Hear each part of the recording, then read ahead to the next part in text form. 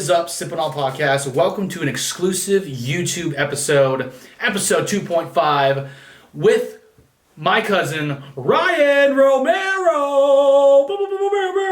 What is up, guys? What's up? What's up, all five of y'all? Oh yeah, more like three. Just kidding. Oh, Hey yo. So basically, why I wanted to do this was today was a very big day for the Beatles, and they released a song that was very emotional, and I just had to share it with Ryan because me and Ryan have been Beatle fans for a long time. I think the Beatles and Nirvana has been the bands that have kept us together. And yeah. so, Ryan, tell me about your experience listening to Now and Then by the Beatles. Well, that was pretty cool because, I just woke up, saw your Right. text. So I was a little out of it, had to, check myself to Yeah. make sure it was actually happening. Right. But when you had said that they had gotten together with George Harrison back in the day to do these John Lennon demo tape sessions, Yeah. I kind of had an idea of what song it was going to be, Yeah. which I think I should precede how I felt about the song with this. Because fun fact, have you heard Real Love? Did I have you? not. No. Okay, so that was the first song they did with George Harrison, like back in the early 2000s Okay. before they passed away. And this was before he passed away, which this was Paul, Ringo, and George.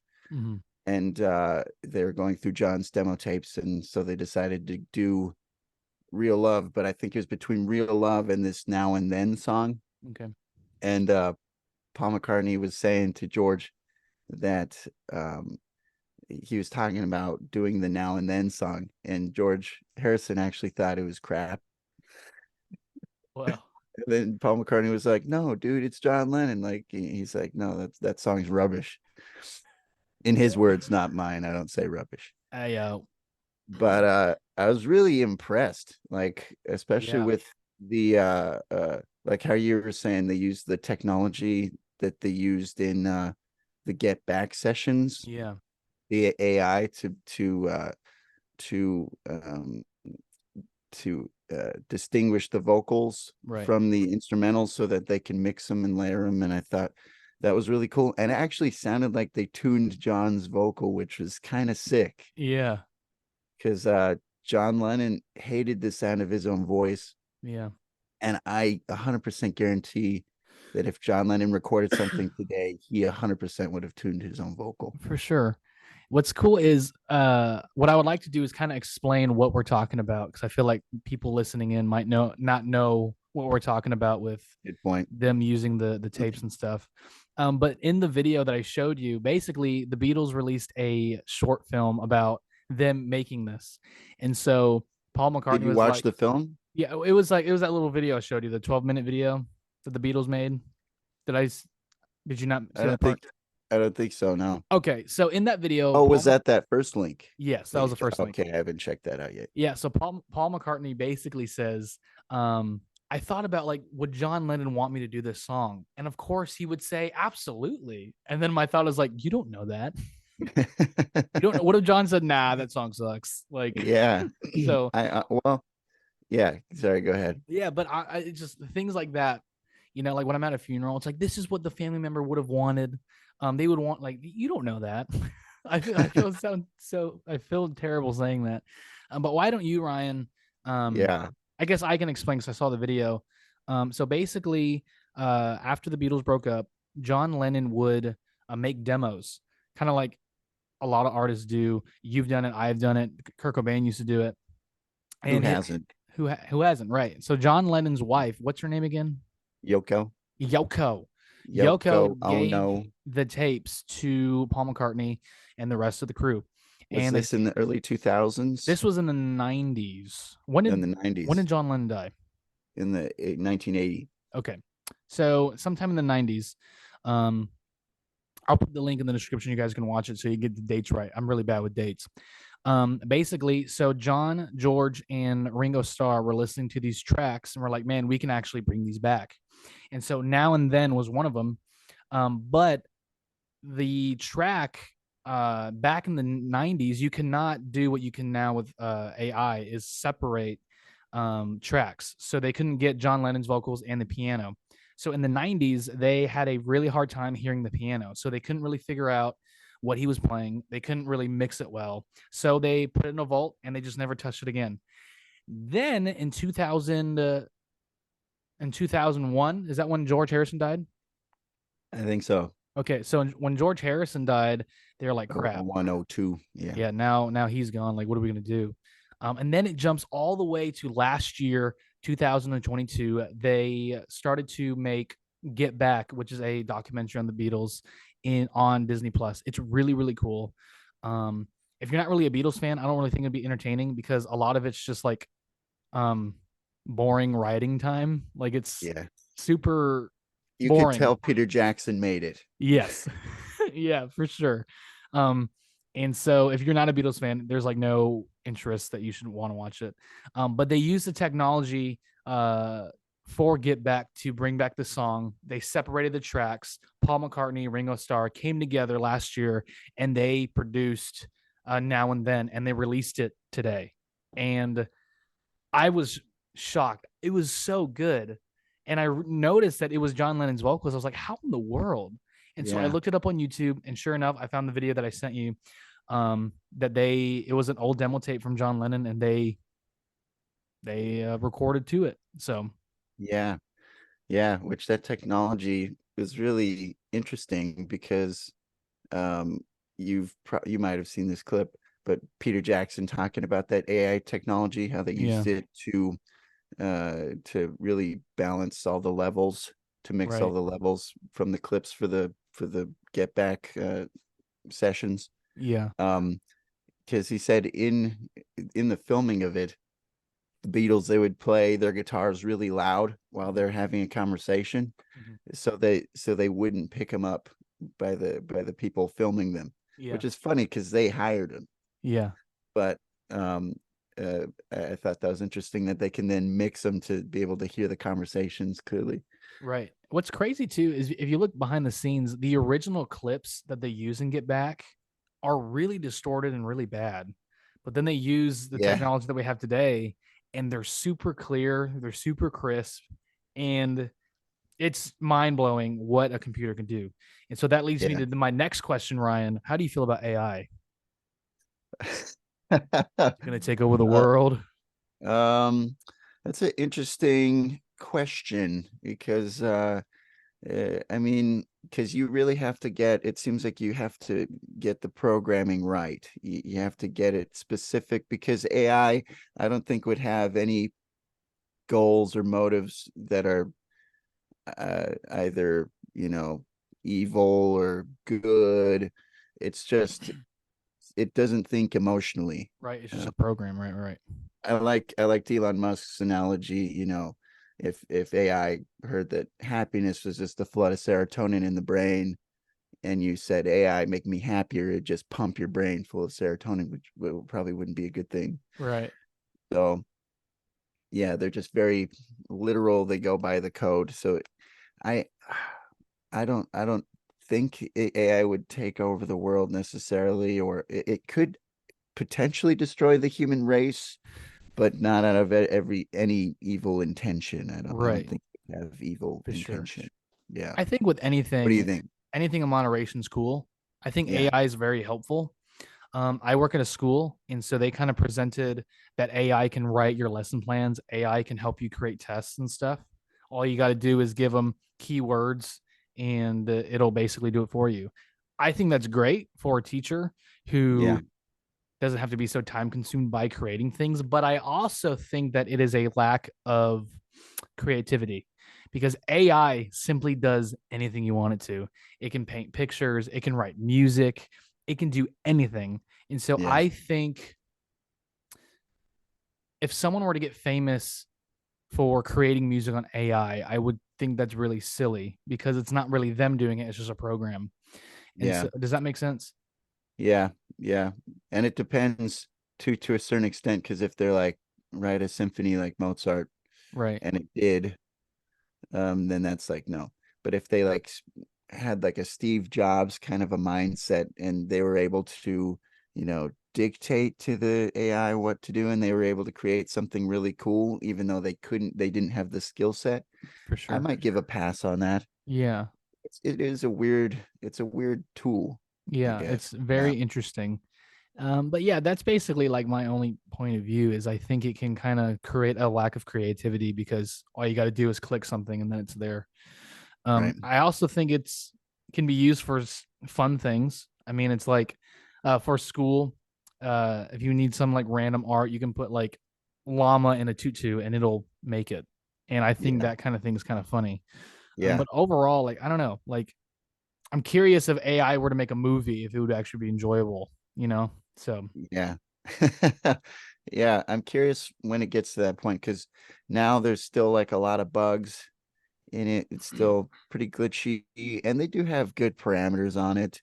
yeah, I even asked it, uh, draw Miley Cyrus holding a banana phone or something, and mhm, it wouldn't use a celebrity, or at least in the public AI model I right, was trying to use. yeah, And I admittedly use Chat GPT every day, yeah, which, I mean, I know there's a lot of glitches with that as well. It'll yeah. make up Can facts you that don't exist, can or you explain what that is?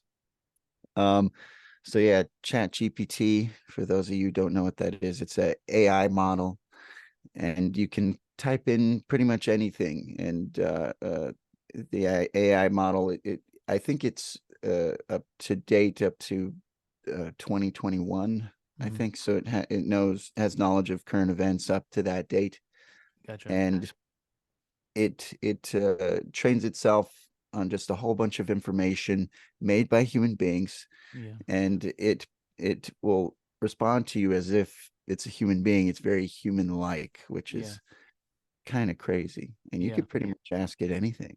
for sure. Not that it'll answer every question, but I did find a way to get it to answer a lot of questions. uh Yeah, if that makes sense. It's a for very sure. weird thing to describe if you haven't jumped in and used it hands on. Yeah, man. Like I don't know. I think AI in moderation can be sweet. But Yeah. now I'm seeing that on Instagram and Snapchat, there's AI chats, Oh, really? which I find weird because literally it's like you're texting somebody. It's like, hey, what's up? AI No, not chats? yes, AI chat. It's like, hey, what's up? Not much. How are you? Oh, not much. Just at a football game. Oh, you're at a football game? Who's playing? And it's like you're texting someone. And I think that's a little That's scary. a sad. Right. Yeah. It's sad. It's like I don't have any friends, but I text AI every single day. AI is there for me when no one else is. But like you said, it does answer questions like if you ask it who's the president of the United States, it will tell you Joe Biden. Like it does do that, but it also has conversations with you, which I find a little sad. Yeah. Yeah. It's weird. It's given me some fantastic advice, like emotional advice. It's like get Uh, over it. You're like, yes, yeah. yes, sir. I'm sorry.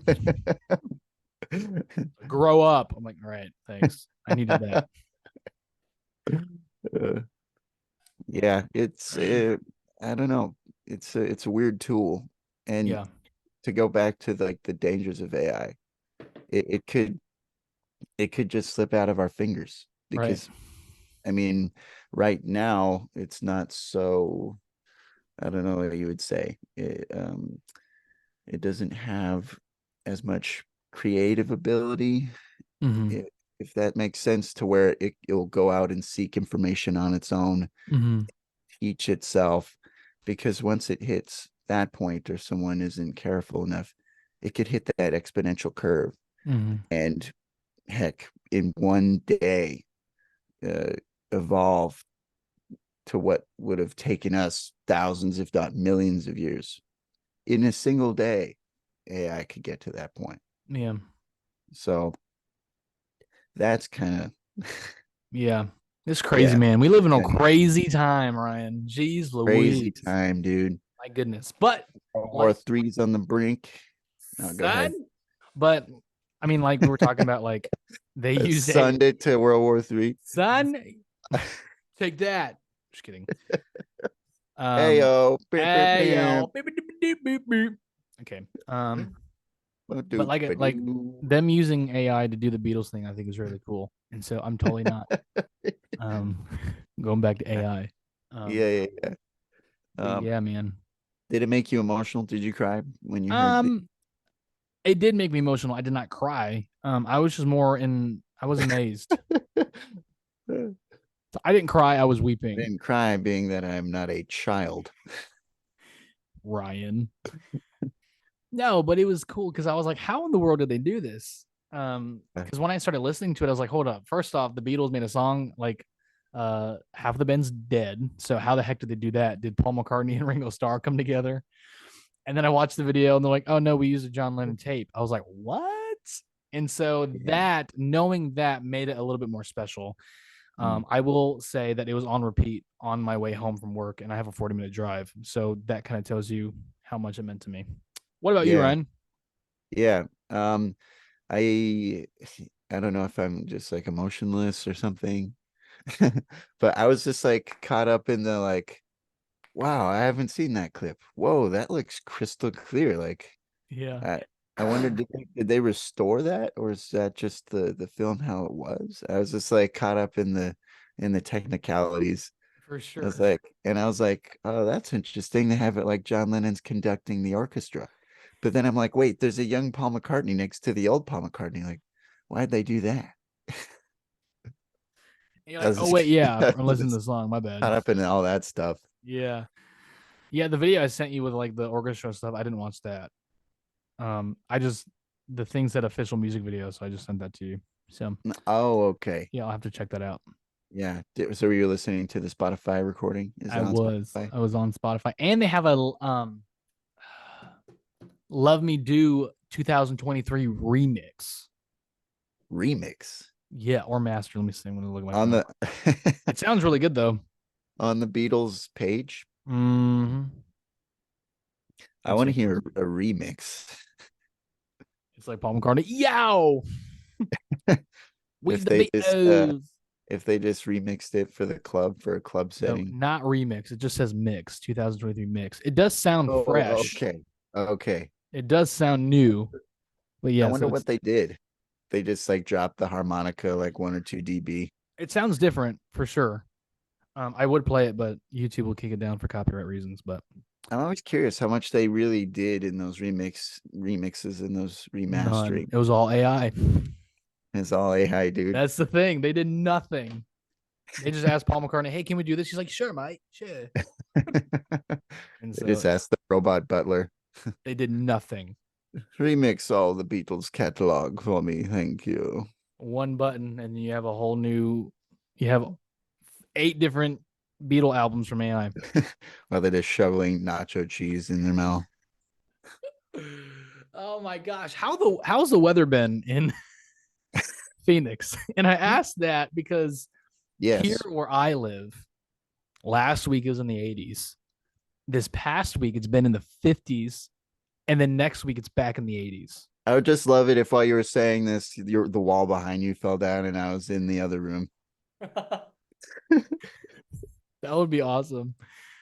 It'd be a little Uh, bit less awesome if the wall fell on you. I'm like, oh my gosh, Ryan.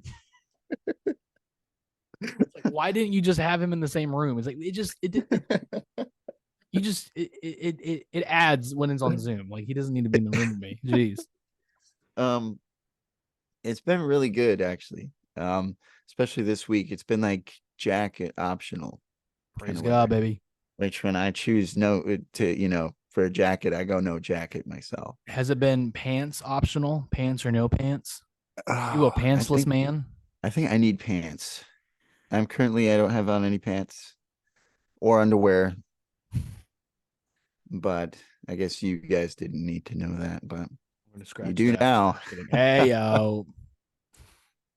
Well, there Oh, you have it, folks. Thank you for joining us. I'm just kidding. Cut off the interview.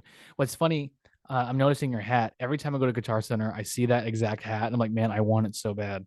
yeah, I saw it. I was like, it was like $30. I was like, damn it, With but I like that. I like the hat, so I just got it. I was like, what's 30 blue, bucks? 30 But bucks on a hat. a gallon of gas. But I thought Golly. it's funny because Fender's Californian company. Right. I bought it in Arizona and it was Right. made in China. Isn't that weird?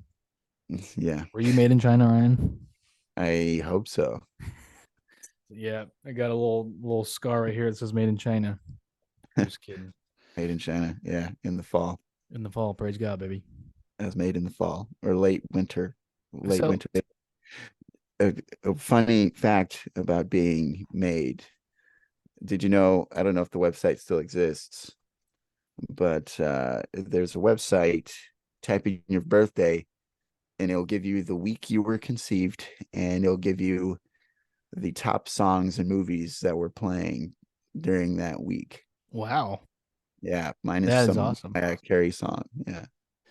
Yeah, well, if I do the math, I think I'm a Christmas or New Year's baby because I had to be conceived in those months. I feel really weird because I don't want my mom to be watching this, and she's like, "Why are you talking about that?" So, Mom, I love you. I'm sorry. Let's just kind of move on from your business. But thank It's you for all doing that natural. because if it wasn't for that moment, I wouldn't be made. So thank you. Yeah. Um, so Ryan, why don't you tell the people how do we know each other? Well, we know each other by force, by blood. Right. By We're forced blood. into the same room to eat some food together. Right. You want to know one of my earliest memories with you? Yeah. I'm a little nervous, but yes. Which this is funny because um there's and obviously our family members watching this. Right. But Yes, there is. I remember we were outside, we are eating a meal, Okay. and I don't know why I had this idea in my head that I had to finish my food. I don't even think anyone told me I had to finish my food. You're just Yeah, finishing it. Yeah, yeah. but I was just like, oh, I'm so full. And you and Charlie were just like done. And I think you guys ate like half. And no one told you to finish it and just threw the rest of the food away. And I was like, what the heck? I was like, where the heck is their torture? You know, like why don't they get that torture? Dude, that's so funny because I was a wasteful kid, man. Like I threw so much food away. That's so bad. I can't really think of my first memory of you. I remember I had a really bad habit of slapping you when you were asleep. Do you remember those Yeah, moments? Oh my yeah. gosh, Ryan, I'm so sorry. But for the people listening, Ryan would be on the floor fast asleep. And I would just get over him and I would just go, "Good morning. Good morning." And then Ryan was so sweet. He's like, oh, stop it. Stop it. But he was like, as if he was joking. And then my grandma saw that and she was furious. And then she's like, "Don't you do that. He's asleep. Don't you do that." And so I never slapped Ryan in the face ever again. It's like you just stopped one day. Yeah. Another thing that I thought was hilarious, which I have to remind myself because we're 6 years apart. Yeah. I'm 23. So if I was 12 and you did that to me, you were 6. Right. I didn't, for some reason, I just assumed you were near my age or my age. I just assumed kids are just my age. How old is Kyla? By the way, I don't think we made it clear. Maybe I did this in the intro, but I forgot. Ryan is my cousin. Just so people know, Ryan's dad is my grandmother's brother. Yes. So technically, you are my second cousin because your first cousin is my mom. Yeah. And then, yeah. So just so everyone's aware of that. You're kind of further out on the branch there. Yeah. All by my lonesome. Yeah. Lordy God, baby. Another thing that was kind of funny, like, because again, you're 6 years younger. So I think, people got to let that Brandon off the hook here.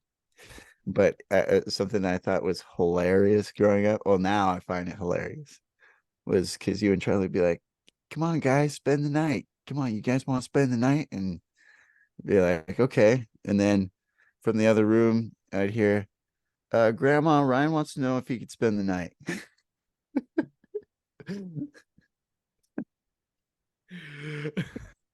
I'd be like, what the heck? Now, these are stories where I'm like, dude, what is wrong with me? But now I find it so funny. It's so good. That is so funny. Wow. And what's funny, I do remember doing that. So, you want to spend the night? You remember that? Yeah, I remember doing that. Now, Okay, my here's my intention. theory. Okay, go ahead. Here's my theory before you say that. Sorry to interrupt you. Okay, which this is a smart thing. If this is your and Charlie's goal, okay, because if you say, "Hey, Grandma, can Ryan spend the night?" and it's your idea, then it's like, "Oh, what if Ryan doesn't want to spend the night?" Or, "Oh, no, blah blah blah." But then when it's like, "Oh, Ryan wants to know if he could spend the night," it's like, "Oh, Ryan wants to do this. Oh, what's the big deal about that?" It's Yeah. more likely that she'll say yes if it's my idea rather than your idea. Ryan, at Is that that age, accurate? I was not thinking like that logically. I think that was just something that I would do. I said, hey, you want to spend the night? Oh, you want to spend? Awesome. Hey, can Ryan wants to know if he can spend the night? That is so dumb. But I mean, it probably worked because like, oh, Ryan wants to see if he can spend the night. Of course he can. I like that. It's like you're giving Ryan way too much credit. I I mean, know, you're giving me way too much credit. dude. I was a slow kid, man. Like I would not have thought. It's not like me and Charlie went to the sides. All right, here's what we're gonna do. We're gonna ask Grandma, like, hey, Ryan wants to know if he can spend the night because he has a greater chance to spend the night because it's Ryan's idea. I just think that was just You're just something that this manipulative, like 6-year-old kid with these grand schemes. it reminds me of when we worked at Petrie together. Hey, do you guys want a sandwich? Sure. Hey Ryan, go make him a sandwich. Oh yeah, But for sure. grandma said that to me once, which was not your grandma, but our grandma. Mm-hmm. Um, because she would usually just bring me food. She would just bring food into Yeah. the room we were in, or just like a random milkshake, you Mm-hmm. know, or just say, "Hey, dinner's ready," you know. And then one day, and this is the only time she ever did this, because it's like, "Mijito, are you hungry?" I said, "That's super white," but and I was like, "Yeah, yeah, I could eat." And she's like, "Okay, there's stuff to make sandwiches in the fridge, you know." It's like, dang, grandma. I Man, didn't make myself a sandwich too. I It's just think terrible. it's I don't know. I just think about like if I would have guests over. Hey, you guys want some water? Sure, this thing's right there. Go get yourself a cup. It's like I Thanks just right there. You got arms. Which reminds me of another savage thing that you said when you were younger. Like I heard this, I was just like, I might have witnessed this, and it was kind of impressive, because it okay. was just like so savage, dude. Because I think, I think Gene, your stepfather, My stepdad, yeah. um, he asked if you could get him a drink or something, and you said you got arms or you got legs. I think you were in middle school, and I was just like, dang, like that was the coldest thing I ever heard. Oh my gosh, dude. No, you got legs. I'm sorry, I'm just like really embarrassing you during this podcast. No, it's okay. Like this is needed. This is totally needed to build up my character because my goodness. I just thought Man, it was like savage, like whoa. yeah, all I really remember is like when Ryan and Kyla would come over, it was a really big deal. And so I think me and my Kyla's my brother, sister, yeah, if you Kyla, haven't let's just kind that. of break it down. I have a brother named Charlie. He is older. He's 24 years old. Ryan has a sister named Kyla, which is his younger sister, but she's older than me. Um, I'm trying to think. I don't know if her and Charlie are the same age. How old's your sister? 25. 25. Okay. So it's me, my brother, Kyla, Charlie, in order. Okay. I didn't know you and Charlie were that far apart in age. I never really thought about it. Yeah, I'm 23. He's 24. Wait, you're 23? I'm 23. I turned 23 in September, Ryan. Are you kidding? No, I'm being serious. I'm a little upset with you right now. I was born in I thought 2000, dog. what? Do the math. Yeah. Oh, then we're only 4 years apart. Yeah. Yeah. There you go. Okay. Okay. So now when you So were if I was 12, 12, you were 8. That I makes was sense. 8. Yeah. That makes sense. Now it That makes doesn't, more now there's sense. not a good enough excuse. Like an 8-year-old. Okay. Yeah. Okay. Now you have no excuse. Right. Now, idiot. Okay. So when Ryan and Kyla would come over, for me and my brother, it was a really big deal because Ryan and Kyla were flipping awesome. And so as a kid, I just remember whenever we would hear Ryan and Kyla coming over, I would just kind of go ballistic and I would freak out and I would get super excited. So, oh, we should have a slumber party. Hey, Grandma, Ryan wants to know if you can have a slumber party. And so yeah, man, we were all pretty close growing up, man. And I'd say we're pretty close Yeah, still. Like very close. Yeah. when we all go to Albuquerque and hang out, like it's pretty awesome. Yeah, dude. Um, Yeah, I was always super excited, yeah. going over to Auntie Lorraine's house to see Charlie and Brandon. See, what's funny now that we're older, like I still have an excitement, but it's not like because I want to slap Ryan in the face. Or it's I not. miss that little kid excitement, Yeah, dude. Just like talking about that cousin excitement yeah, to see man. another cousin. Man, you're taking me back in time, dude. Because that was because it that Christmas morning feeling as a Oh my kid, it was gosh. sprinkled out throughout the year. And Right. that was pretty much, going over to a cousin's house Yeah. or going to a friend's house. Yeah, and then the cherry on top was a slumber party. It's like Ryan and Kyler are staying over. Oh, dude, a What? slumber Oh party. my gosh! And then we Yeah, pitch a tent in the backyard, and then we go camping in my grandma's backyard.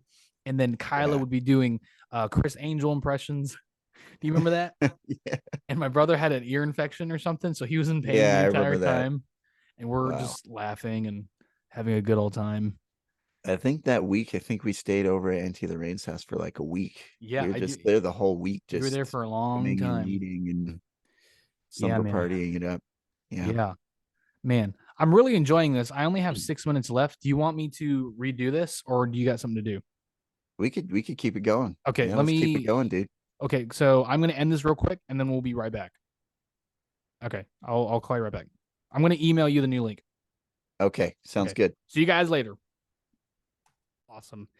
Uh And we Gotcha. are back, part two. This is gonna be the same video, but we just got back from Ryan embarrassing me and kind of just telling all the embarrassing memories that he has of me.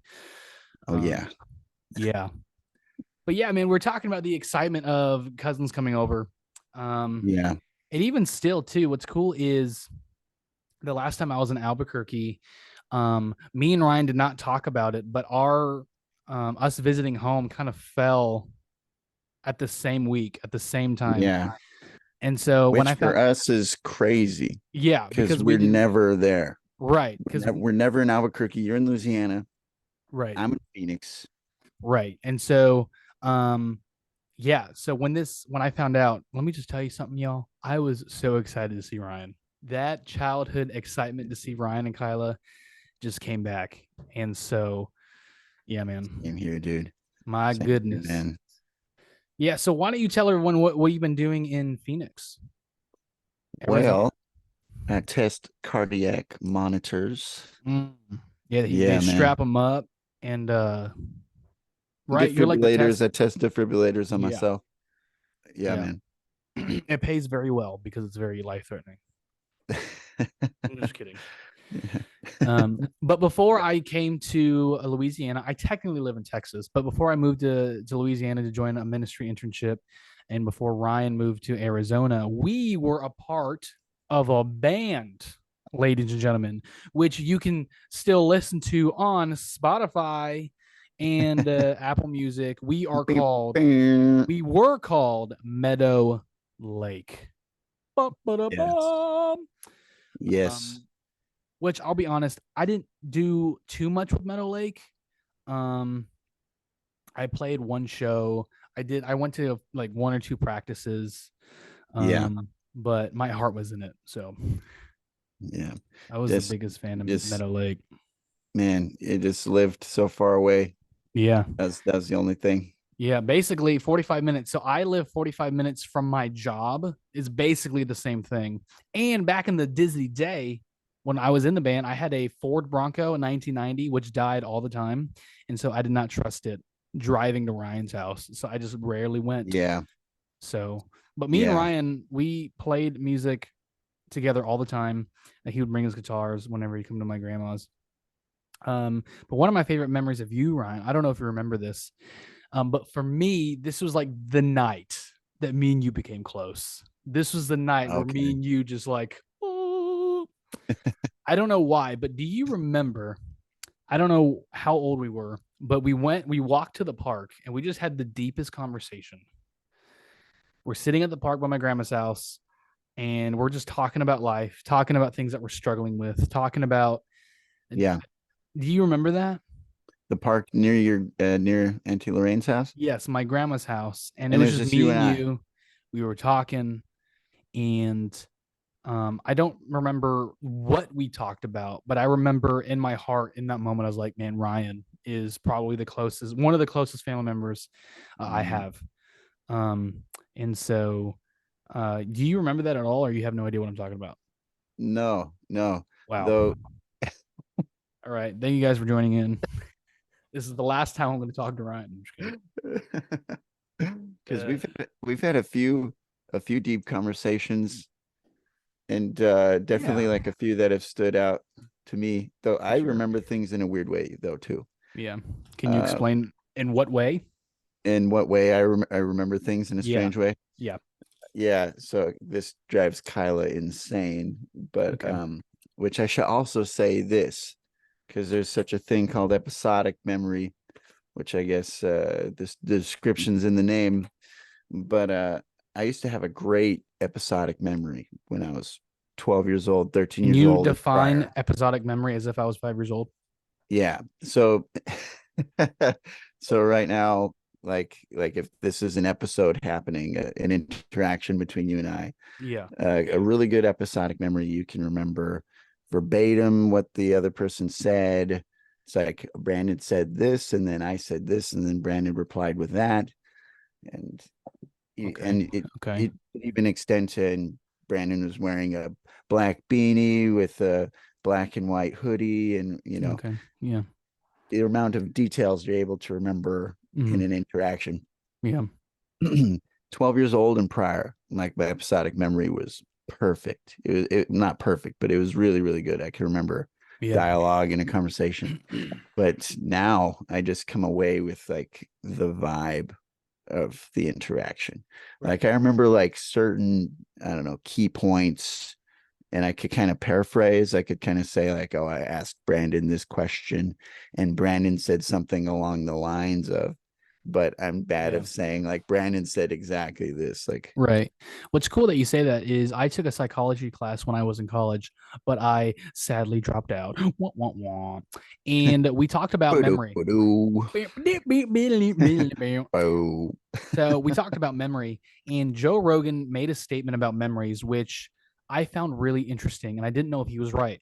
Joe Rogan stated that he doesn't think that we actually have memories or we don't remember things. We just remember remembering it. yeah, Okay. Does that make sense to what you think he's saying? I think so, and Okay. I agree to a certain extent because I think everybody's brains work kind of differently. Or, Exactly. you know, Yes. So what I learned for Joe is Rogan's brain, that's probably the case. right. So in some sense, Joe Rogan is right. So when it comes to long-term memory, things are really hazy. And so whenever we think of a memory, there is a good chance, and it's more than likely that's not exactly what happened. It's just an idea of what you think of what happened, which I have very vivid memories of when I was a toddler. Like I used to live in Pennsylvania. I have vivid memories of living in that house. I have a memory of my seeing my dad. I have a memory of the power going out and my parents were taking a nap, and our babysitter was like, "Shh, don't wake up your parents." And Power Rangers was on the TV before the power went out. And so I vividly remember that. Um, but I did learn that when it comes to long term memory, more than likely you've kind of just added details, or you're overreacting, or you just don't remember it as it actually happened, Yeah, um, which is pretty interesting. yeah, Yeah. yeah.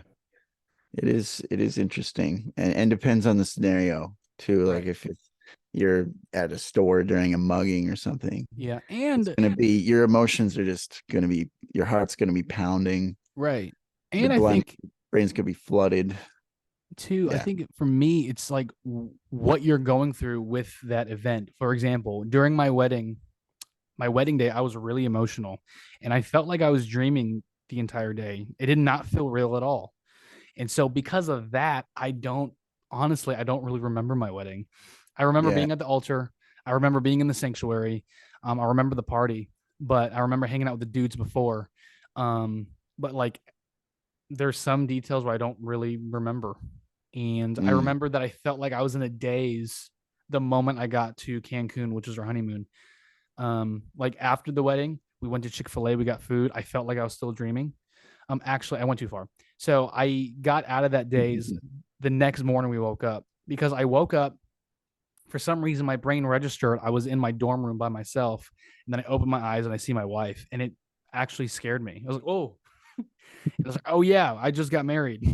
So for a split second, I forgot that I got married. Yeah. So Wow. yeah, I think your memory can be entailed with what you're going through in that moment.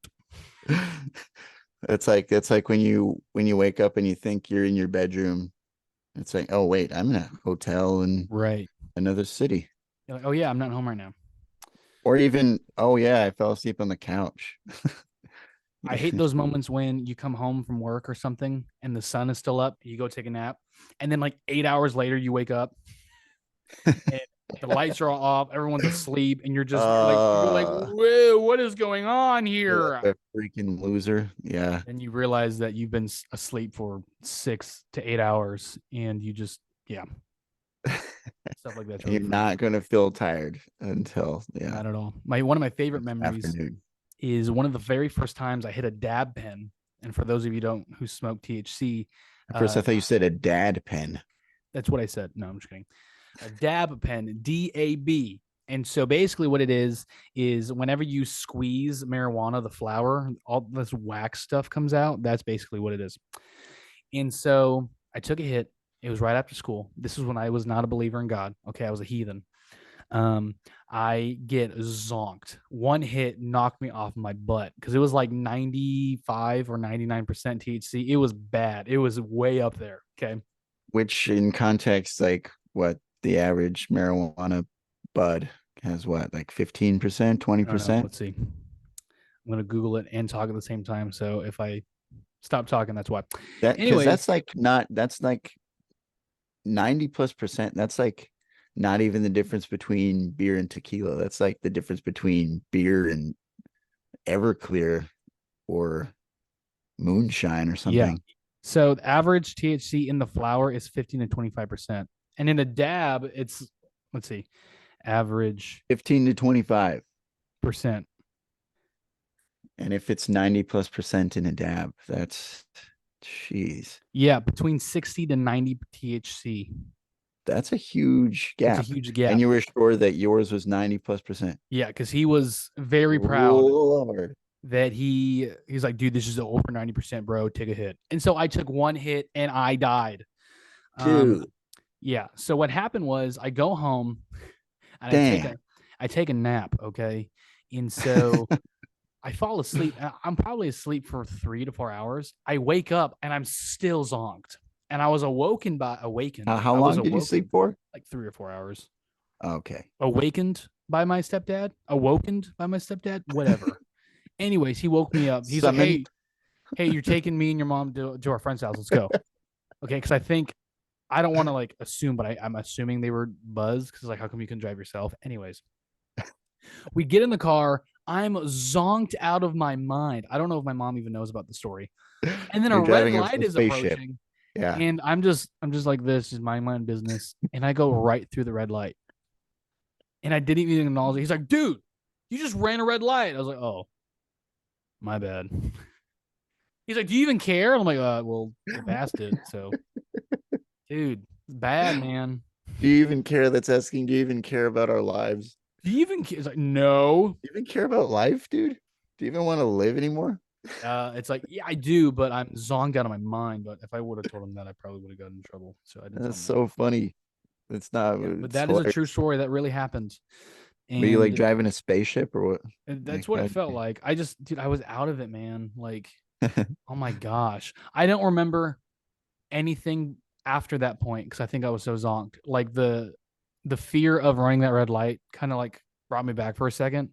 Oh yeah. But whatever happened afterwards, I have no memory of. It's so funny in my imagination. I didn't even imagine you like, oh, what? I imagined you like staying like that. Exactly. That's what makes it funny to me because that's exactly what I did. You're just He's like, like, do you even huh? care? I'm like, oh, Oh, my bad. It wasn't like, oh my gosh, I'm sorry. I was totally zonked. Uh, I'm like, my bad, dude. the funny thing, this is a funny story, which there are probably some family members listening to this. Okay, So let me here's just a preface little. this. Okay, I'm just going to say this. If there's any family members listening to this right now, we love you. And I just have to say that because some of these stories might be revealing a different side of us, or I've had some moments where some family has gotten a little bit upset for things that I've said. So if family's Yeah, listening, we love you so much. yeah. Um, okay, go ahead. Continue. I just had to share that just so we're aware. Like, We love you so much. Anyways, this is when anyways, I let's talk did about when we meth. went to jail. My mom's like, "What?" I was like, And I "Oh love you yeah." guys so much. Anyways, No, continue, Ryan. My bad. so I was in high school. I must have been a senior in high school. And so I approached marijuana medicinally just because, I was just not sleeping the best. And I did a bunch of research and I thought, well, sleep deprivation is probably hurting me more than marijuana would Does medicinal mean like medically? medically. Okay. So, um, anyway, so I was kind of already smoking it, and I had the idea because I started a band with my friends, or at least I said let's start a band, even though we couldn't really play our instruments very well. We had a little bit of idea, but not well at all. And I thought, well, maybe if we did some marijuana, maybe that might help our creativity. So I went over to my friend Max's house and I said, okay, let's just get really high and then write. Maybe you'll help influence our writing in a positive way. And I took just one major rip off of his bong. Yeah. And I was just like, oh, I had my hand against the wall. I was like on the verge of vomiting. I was just like, ugh, oh, uh, like that hit. It just was like, just like a punch to my soul. Yeah. Probably one of the worst hits I've ever taken in my life. And then I passed out on his bed for the next 16 hours. So what you're saying is you didn't create anything. Didn't write anything. I fell asleep on his Wow. bed for 16 hours. Oh my gosh. Was your dad a So, little worried? He's like, "Where the heck are you?" Or you're old enough where yeah. Okay. you know, I, uh, I just, because I mean, the average human sleeps for 8 to 9 hours Wow. and is awake for 16. I was Dang, asleep dude. for as long for a wakeful day. Um, Best sleep I've ever gotten in my life. But I felt so bad. I took my friend's bed, and every now and then I'd wake up and he'd be playing like online first person shooter games on his computer. That yeah, just knocked me out. I would rather you see that than you wake up, he's just culling next to you. He's just holding you. Are you feeling okay? You've been out for 8 hours. Yeah, like every now and then I wake up, he's like in a different outfit, like standing over me. My gosh. Like, The what? worst, the worst. Holding my hand. It's okay. Shh, it's okay. It's okay. The worst rip that I ever taken was after I got saved. I hung out with some friends. Okay. And they were like, bro, like they would make fun of me for being Christian. They were like, yeah, we don't really like want to hang out with Brandon anymore. The only reason why we brought him is so he can pray for our sins and forgive us because he's Christian. I was like, you know what? You know Really? what? Give me that bong. Yeah. So that's the only reason why. We got Jesus on our side. Yeah. Yeah. So I grabbed the bong. We're at Sonic drive through. And boy, let me just tell you, I ripped this thing. Biggest hit in my life. I lifted the bowl, suck up all the smoke, and then Brandon Windsor dies for at least 5 to 7 minutes where I could not breathe. And we were hotboxing. So I started to freak out because I couldn't breathe. So I Yeah. opened the door. I vomit onto the street. And the lady who worked at Sonic was bringing our drinks. And she was like, "Oh my gosh, are you okay? Like, can I do anything for you? You okay?" And I'm like, "Oh no, oh no." It was bad, man. And then I ended up sitting in the back of the car for I don't know how long. I didn't even say anything. I was so mad. I was like, I can't believe I just did this, and now I'm just Wow. stuck. And so, yeah, that was the So, worst. So how would you experience a high like that? Like what's going on in your mind? Are you able to laugh, socialize, talk? Or do you just Are you go within your own brain? are you talking about that moment or marijuana overall? That moment and in general. Um, that moment and overall, I was paranoid when I was high. I never had a good time. Um, I did acid once, and that was really, really scary for me. I was tripping out the entire time. Again, family, Um, we love you. we love you. Yes, I did drugs in high school, but we love you. And my gosh. Hearing me say that now, I just realize how dumb it is. Like, we love you guys so much, but yes, I did do weed and acid, but I love you. Um, I never had a good time ever. Like, I can't think of a time where I got high and it was awesome. Like, Yeah, and I don't know yeah. why I kept doing it. I don't On know. anything. Yeah, You've never had one good high? never. Interesting. It was always Okay. so bad. I was paranoid that I was gonna get caught. I was paranoid that I was gonna get arrested. And here's the Were you thing. ever high by yourself? Um, I don't remember. I don't know. I don't think so because I've never bought weed by myself. I would always smoke with my friends. I Um, see.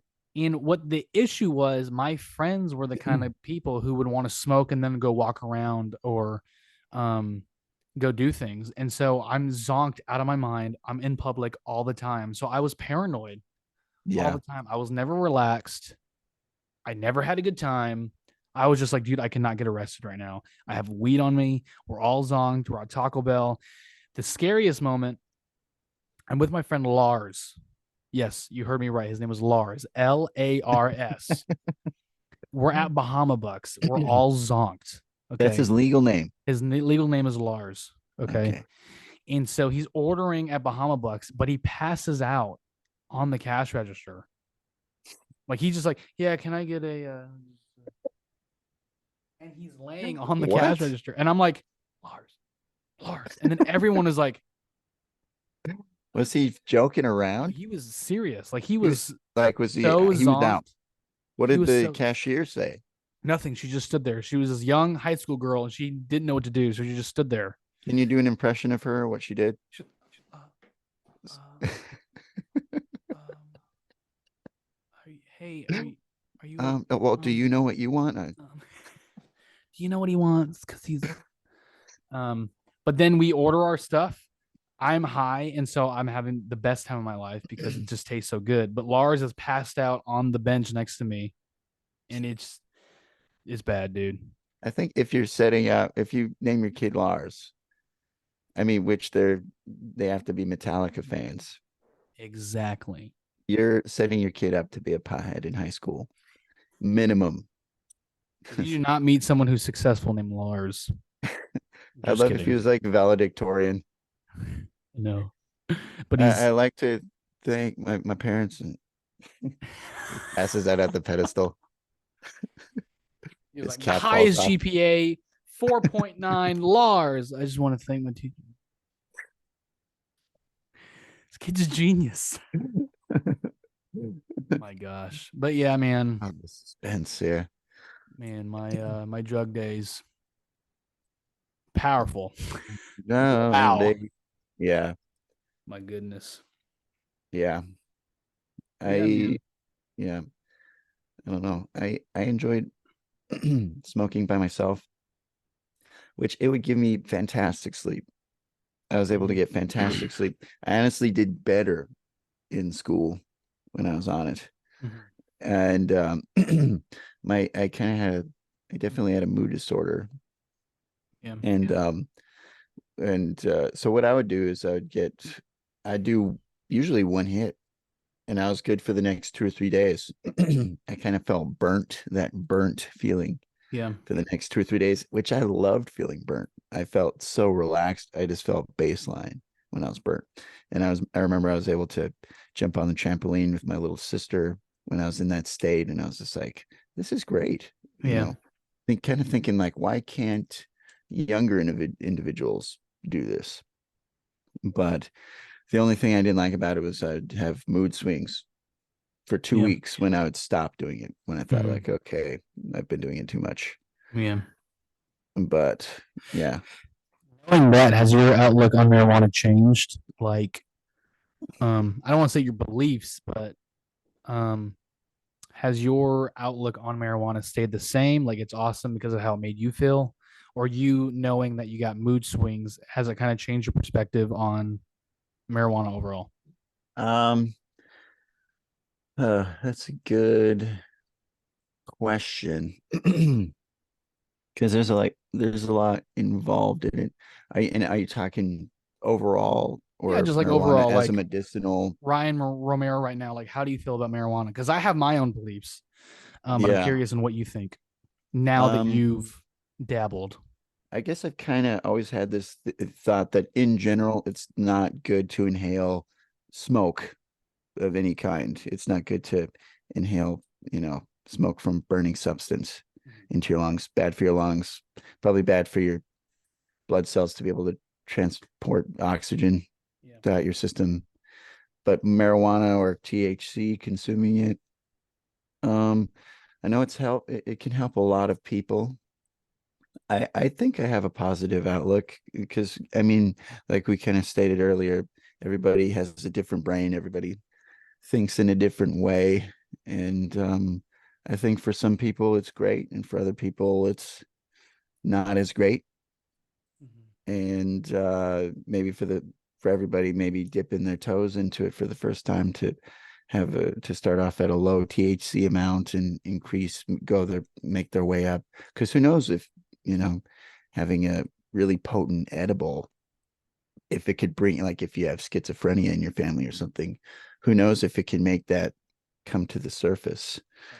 Um, so in a lot of ways, it should be treated with respect, Yeah.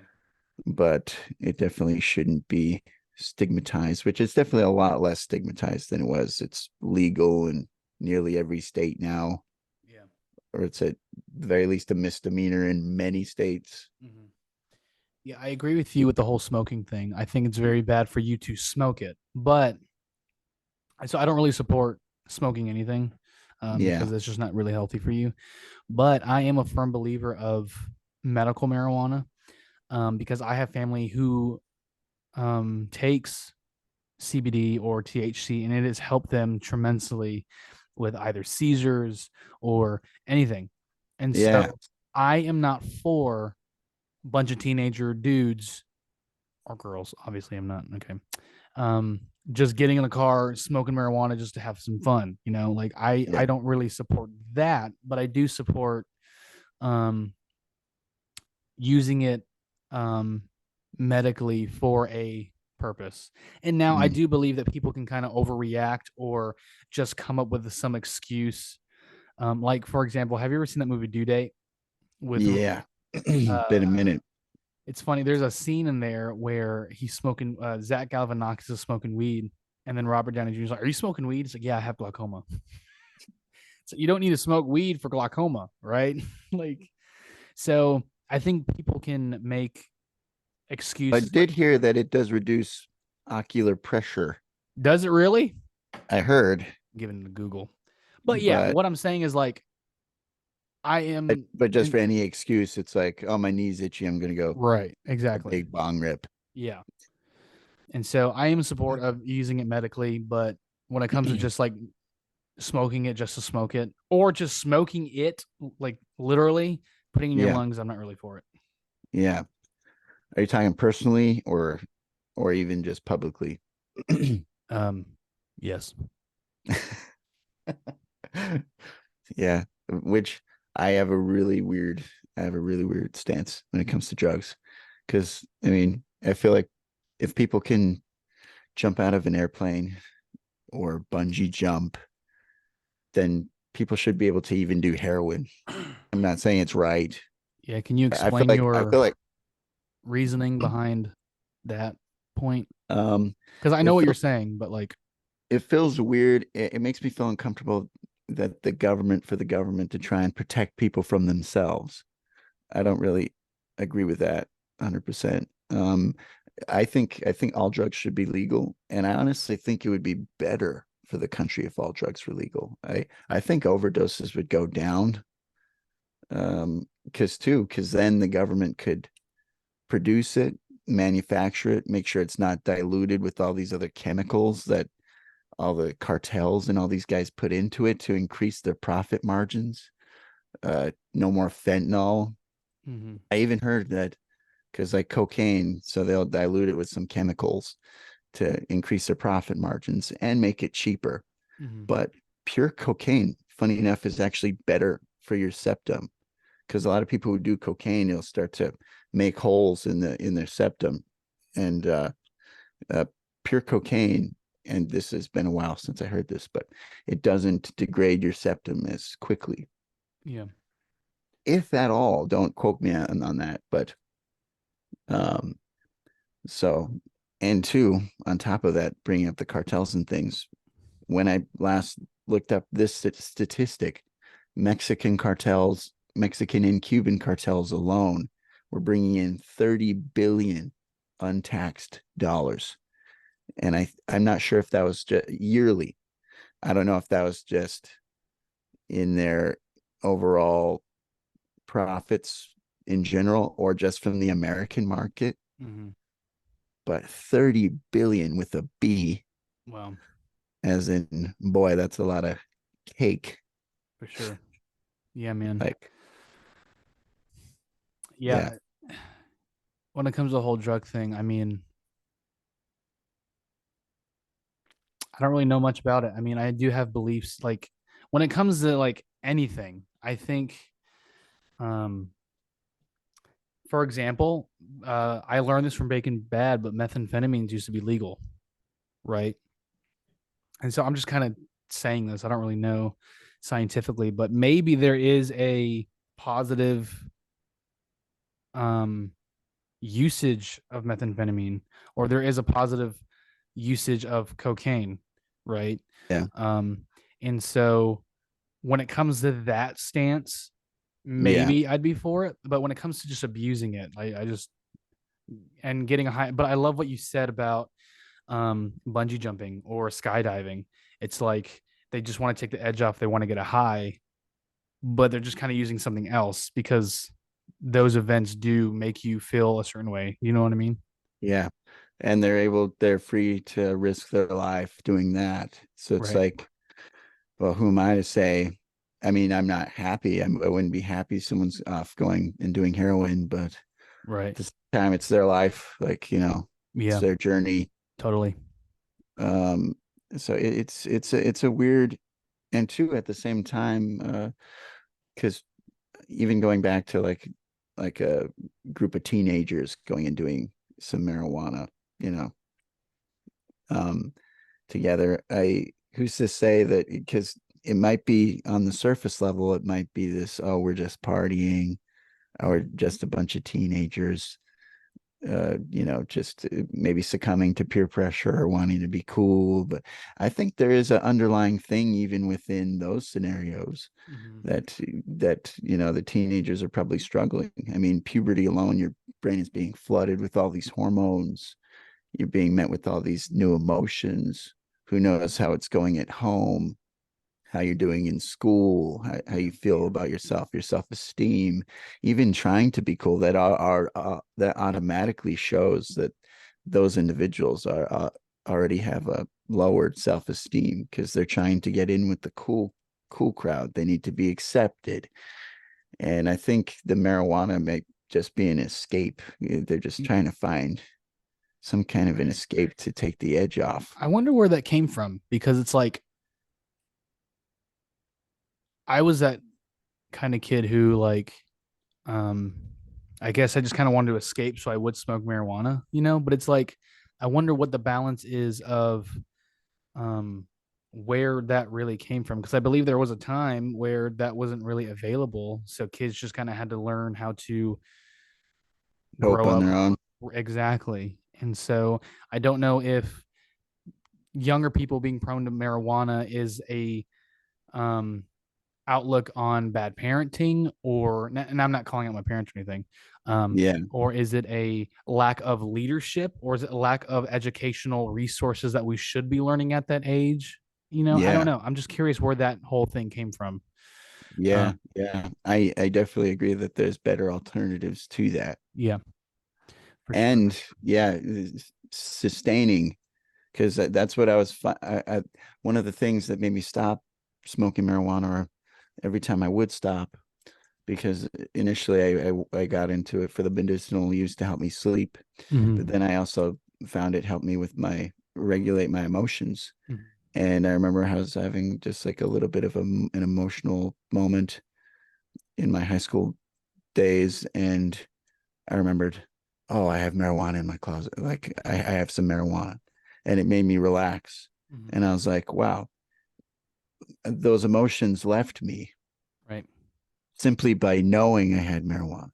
Yeah. Realizing it was A, that marijuana was a crutch, and B, that it was all psychological. Mhm. And kind of thinking like, I want something sustaining, because if I have to rely on a substance to, to be Yeah. okay, then that's not sustainable in the long run. Right. Biblically, that's idolatry, because we're looking at a natural thing to bring us peace and joy. And so um it's like, oh, I'm really anxious. I have to have that thing to feel fulfilled. And so I don't really, what's cool is when I got saved, when I gave my life to the Lord, the desire to smoke weed went away. And the Bible is very clear, be sober minded. Now, contextually, I do believe that it's talking about alcohol. But regardless, I think that we should be sober minded. Um, and that's with any substance. And so when it comes to uh, drugs, like I said, I do think that there could be a proper medically sustaining use for that, but just abusing it just for funsies, I'm not really cool with that. Yeah. You know what I mean? So Yeah. Yeah. I feel like we 100%, like if say all drugs were legalized tomorrow, which I know like some drugs, if you take them, there's a chance to have like a psychotic episode during. So I feel like I would support being able to do them at particular facilities. It's like, if you want to do them, you have to do them at this facility, being monitored by medical professionals. But I feel like with that funding, even generated from the drugs, can help people get off the drugs, because that's the thing with addiction. Either if it's drugs or food or anything, people are trying to escape. They're yeah, trying to suppress something else. And that's the thing that was interesting with, like, when I was watching my 600-pound life episodes. yeah. We have 3 minutes, by the way, for the second Oh, okay. episode. Yeah. Okay. Did you So, want to do another? yeah, I'm Going, totally or do down. you? Yeah, we can Cool. do one more. Cool. But yeah, let me do that. I'm gonna have to wait for like 6 minutes for it to reload. So let's regroup, and then Okay. I'll call you. Sounds good, Sweet. man. All right. Bye bye. All right. Bye. Okay. Cool. Okay, now I'm recording. What's up, everybody? This is part 3. But Ryan started to answer my question, but then I realized that I wasn't recording. And so in part 2, me and Ryan were kind of talking about drug usage. And so I asked Ryan, because he made a statement about how he thinks that drug usage would go down if it was legalized, if all drugs were legalized. And so I asked him, do you think people use drugs because they're told not to? Because when you tell a kid don't do something, it kind of entices them to do it because mom said no. So do you think drug usage would go down because there is no, hey, don't do this? Or do you think there's a total different variable that would cause drug usage to go down? And so, Ryan, you may answer that question.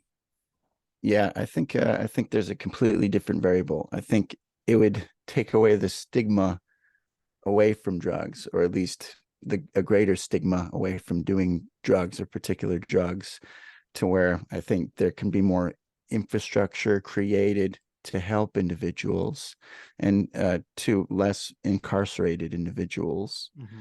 Um, so since we'll have less incarcerated individuals, that equals less security guards, say, or less police officers um, being employed, and maybe I Yeah. think maybe other jobs would be created out of that, and maybe instead of incarcerating these individuals, we can help these individuals. Right. Um, that's an interesting question, though. That's an Yeah. interesting question, I was because I gonna. intuitively I feel they would go down, but as far as Right. my response to why that would be, that's very complex. Yeah. So my thought is So you would say if drugs were all legal, then the usage would go down. Now, this might be a total out of the park thought, but it's like if murder was legal, would murder go down? And so it's like I don't know if that's totally two different crimes or totally two Yeah. different ideas, but it's like my thought is if we make something legal, would it actually go down, or like what would cause them to go down? So I don't know. I don't know if that's an out of pocket idea, or maybe it kind of ties in with this concept of drugs are legal, then the usage would go down. Same as if murder was legal, it would also go down. Right. Yeah. I'm curious too, like if it would affect employment, because uh, if you're because alcohol's legal, you can't come in to work drunk or buzzed, or you'll get fired. Yeah. But you can be a high functioning alcoholic and retain a job. Right. And who knows how many high functioning people are out there who do drugs, Yeah. but they can't get a job because that impedes from them getting really good jobs, because really good jobs drug test. Yeah. Um, that's one aspect. Um, I think another aspect, I think if they don't go down, they will plateau. I don't see them going up very much, because if I mean, if heroin was legalized tomorrow, for example, this is anecdotal, but I wouldn't go out and do heroin, Mm. and I don't know a whole lot of people who would go out and do heroin or even try it. I mean, there's weed's legal, and a lot of people are hesitant about trying weed. Yeah. So it is a very complex issue. Yeah. It's But interesting. Yeah. I totally agree. But yeah, I just as we were in our break, what's funny is once we stop here, me and Ryan call each other and we talk about a totally different subject, and then we come back on here and then continue our conversation. But yeah, that was something that I was thinking about while our break was happening. Was that was a statement that you made, and how so? And so I totally agree that it is complex because at the end of the day, that's one of those things like we actually don't really know. There's only one way to find out, and that's for all drugs to become legal. yeah, I will say, I wish I had the exact country. It's either Sweden or Switzerland. I want to say it's Sweden, but I believe all drugs are legalized. If not all drugs, heroin is legalized. And since they legalized heroin, there have been zero overdoses, zero deaths Wow. by heroin overdose. And I thought that's fascinating. Um, and I forget which country it is where all drugs are legalized. It might be Venezuela. Yeah. I don't think I'll try and speak on that, though. It's been a while since I've researched about this stuff.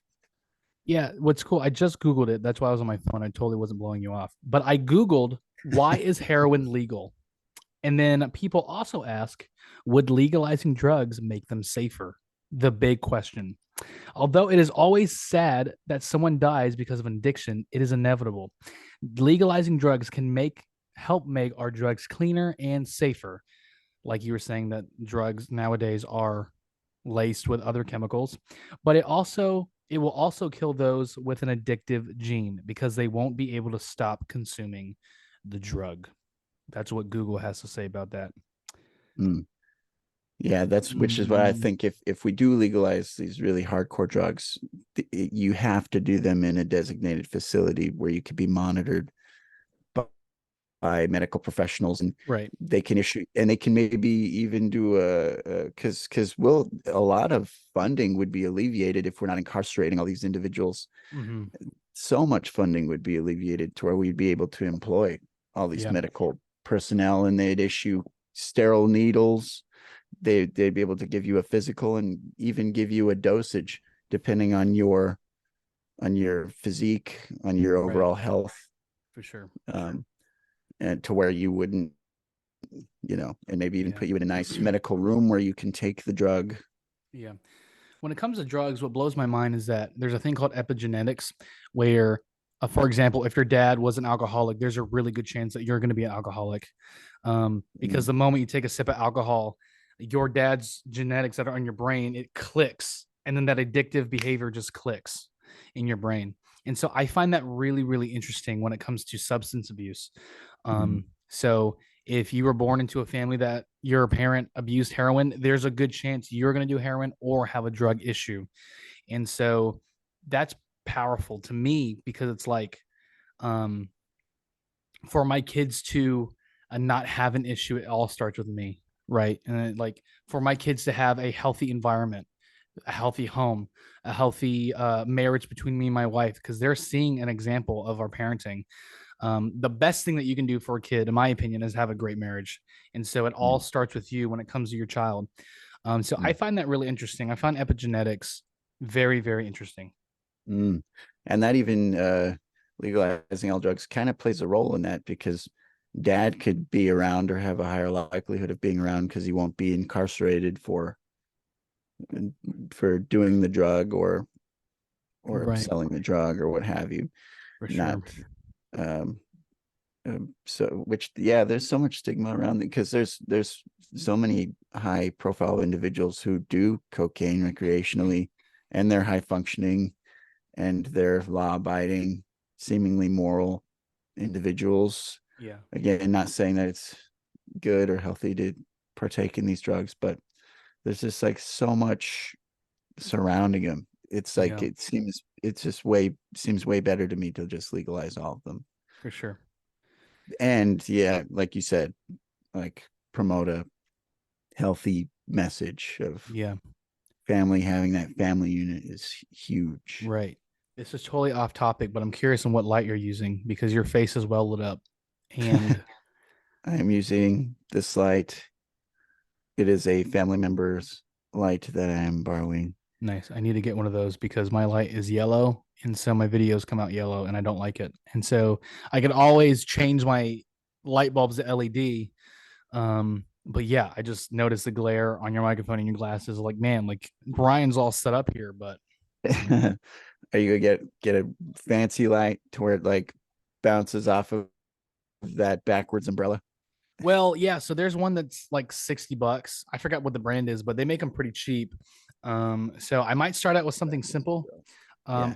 I have my sister-in-law's like selfie light thing right here that I use often. But yeah, it just really caught my attention because I'm still like in making my podcast better mode. And so like I Yeah. just got a microphone. Um, I want to fix my lighting because even my wife was like, "Your lighting's terrible." She didn't say that, but she was like, "Maybe we can tweak your camera or do something to make your lighting better." And I'm like, Right. Yeah. "Or we just get better lighting to make the lighting better." Hey yo, so total rabbit trail. That's what happens when you talk to Brandon. I just kind of happens when you talk to Brandon. hey B-man. yo. But also too, I was thinking about this during our break. Is caffeine's a drug, Yeah. Right. and people. I honestly believe that people abuse caffeine 150%. Because I went through a phase in my life in high school before I moved to Louisiana where I drank so much coffee that it was bad. I remember there was one Saturday, and I promise that this happened. I drank 5 pots in a whole day. Fresh pots. Yeah. Fresh pots. That's the Dave Grohl video. It's really funny. And then that's when I realized, man, I think I have an issue because that isn't normal. And so, coffee's a drug. Woo. And so it's like, bless you. Thank you. But yeah, but you can go to Starbucks and get as much as you want. What's crazy is you can go to a alcohol store, a liquor store. I don't forget what it's called for a second, and you can get as much alcohol that you want, and it's totally legal. Of course, drinking and driving isn't legal, but that's legal. And I find that really bizarre. It's like you can totally kill yourself, and alcohol is one of the most dangerous ones. You know? Yeah. Yeah. We have a bunch of weird contradictory laws, which I mean, one of the ones that's funny to me is that you can ride in the bed of a truck when you're 18. I don't know if in all states, but then you have to wear a seatbelt when you're in the cab. That which I'm for seatbelt laws. I'm At not. the same time, it seems kind of weird that you can be allowed to ride a motorcycle or ride in the bed of a truck Yeah. when you're 18, but you have to wear a seatbelt when you're 18 and older. Yeah. It seems like that should be an optional thing, just as far as like a constitutional kind of a. Yeah. stand from a constitutional perspective, For sure. but again, I'm all for it. So I don't know. Totally. We have strange laws. Yeah, man. This is a really deep thought that I had yesterday morning, but it's like, I heard a comedian say this and I thought it was really funny, but then it changed my life. And this has nothing to do with what we're talking about. It's kind of changing the subject, but it's like we are on a ball floating in nothingness, and that nothingness is expanding. And that kind of thinking lately, spiritually, I've been reading about the awe of God in creation, and it's like knowing that this is really deep. I don't really know if we can really make a conversation out of this, but it's like knowing that we're on a ball floating in nothingness, and that nothingness is expanding, yet there's a purpose on my life, is just kind of crazy to think about. Because Yeah. Jeremiah 20:11 is so clear about that God has a plan and a purpose for you. But that doesn't mean that you are going to live out that purpose, because there is one thing that is going to affect that, and that's your free will and your choices. Because God can kind of give you opportunities, but if you're disobedient and you just kind of do whatever you want, then you're going to kind of miss it. Mhm. So that leads me to this question. This was not planned. This was just kind of random. But Ryan, Whoa. what do you think your plan is? What do you think My your plan. purpose in this life is? Because biblically, of course, I believe that God created us to have a true, genuine relationship with Him. And so we can kind of get into your spiritual beliefs here in a second. But like, as Yeah. Ryan Romero, what is Ryan's purpose? Mm. That's an interesting question. Well, that's all the time they have. I'm just kidding. Thank you for listening in. I'm just kidding. So the logical side of me thinks that all I'll ever have is the present moment that I have right now. And I mean, it's good to think about the future. You kind of have to have somewhat of a futuristic goal, Right. but all I can ever do is the right decision now. What's the right decision I should do right now? Mm-hmm. Which after this podcast would probably be to eat something healthy, since I haven't had any lunch, Sure. but Yeah, that would be that. And then after I'm done with that goal, then I'd be on to the next goal. But and then what happens in the future takes care of itself with all of these present decisions. All these present decisions being made add up, right. and then the Your future. decisions make Yeah. who you are. Yeah. And we are given millions of decisions every single day. Ryan, you had a moment in this day where you decided to put that hat on. There is a Yeah. moment that we decided that we're going to do this podcast today. There is a moment that we decided that I was going to get this iced coffee between our break. We are given decisions every moment of our life, and every decision that we make is going to shape our tomorrow. So we have the free will to make a terrible decision and an amazing decision. That being said, though, Yeah. the Bible talks about being eternal. Not, it doesn't say be eternally minded, but it does talk about eternity and your life during the afterlife. And so, what are your beliefs on how your decisions are going to affect you getting into heaven, or, of course, the Bible does talk about hell? What are Yeah. your beliefs or thoughts about the afterlife when it comes to you, quote unquote, making good decisions or bad decisions? Yeah. I have very strange theories, which is Give kind them of to funny me. because there's definitely lot to unpack there. But so in high school, I started thinking, maybe even in middle school, I started thinking, why is something a sin? Because when your parents say don't eat ice cream for dinner, it's not they're not just saying that because they have power over you. Maybe some parents do that, but there's a reason behind it, and it's to preserve you. Right. And I have noticed that when I've done certain immoral things in my life, it's hurt me. It's hurt me psychologically. Mm-hmm. It's made life, the quality of life, go down. Mm-hmm. So I'm honestly, from a biblical perspective, or from perspective of God, maybe imposing these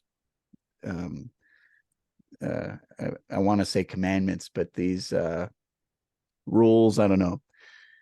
I don't think it's imposing these things on us, but it almost says like if you act your life in accordance with me, if you act your life morally, your quality of life will be very high.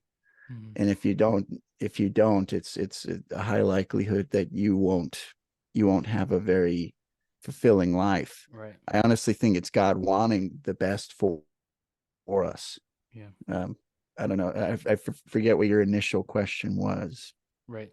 My initial At question, least that's from a moral perspective. for sure. But My initial question was, and um, how that acts into us, what role that plays in the right, afterlife. your For eternal sure. life. Yeah. For sure. I have weird theories about what happens after we die, but because I don't know what it's like to be without this body, Right. you know, and I'm always curious about what the utility of this plane of existence is, Right. and I feel like this body allows us to be able to adjust. Yeah. Say, Well, let me kind of break it. Let me just make it more simple. Let's just start it with a simple yes or no okay, question. Do you believe in heaven or hell? I Or is that a complex question? that's also a complex question. Okay. Elaborate. Yeah. Well, I also believe that you don't necessarily need to die to experience those things. Explain. Christ even said the kingdom of heaven lies within us. Right. It's already here. I I feel like there's these little moments where you, for example, I was thinking about this just the other day. I thought of when my friend Gabe, he one day his therapist asked him if he'd ever contemplated committing suicide. He said yes, and they had to detain him or whatever the word was, because when you say that, you got to hospitalize the individual, make sure they're okay and they're not going to harm themselves or others. And he said when he was in the hospital, he said he heard people down the hall screaming. Their experience is just horrifying. Who knows what they were experiencing? Right. And in that moment, he realized how good he had it. But I sometimes think about that individual down the hallway screaming, and it's like, well, how can hell be any worse than that? Yeah. You, you know, other than it being for eternity. Yeah. And I have these moments where I'm just at this like peak ecstasy. I'm just with someone I love, and they make me feel fantastic. There's not a worry in the world. And I think, like, how is this not heavenly? I would love for this feeling to just go on forever. For sure. So I almost feel like once we're detached from this body, if we've lived a moral life, I almost feel like our energies, our soul is resonating on that heavenly frequency. And once we're shed of this body, I feel like we'll remain in that state and be able to be with God. Right. And if we didn't live our life morally, you resonate on a very low frequency. And let me ask you that. I think we put ourselves in that state. Yeah. Right. Let me ask you this. Where are you resonating? Do you think heaven is a legit place where you resonate? Or because I heard people say once you die, it's just nothing. And so do you believe that there's nothing, or can you kind of explain what you mean by you kind of resonate on this heavenly realm? Do you think you abide, like there's like a place called heaven where you can go chill, and then there's a place in hell where like it's a physical place? Like what would you say on that?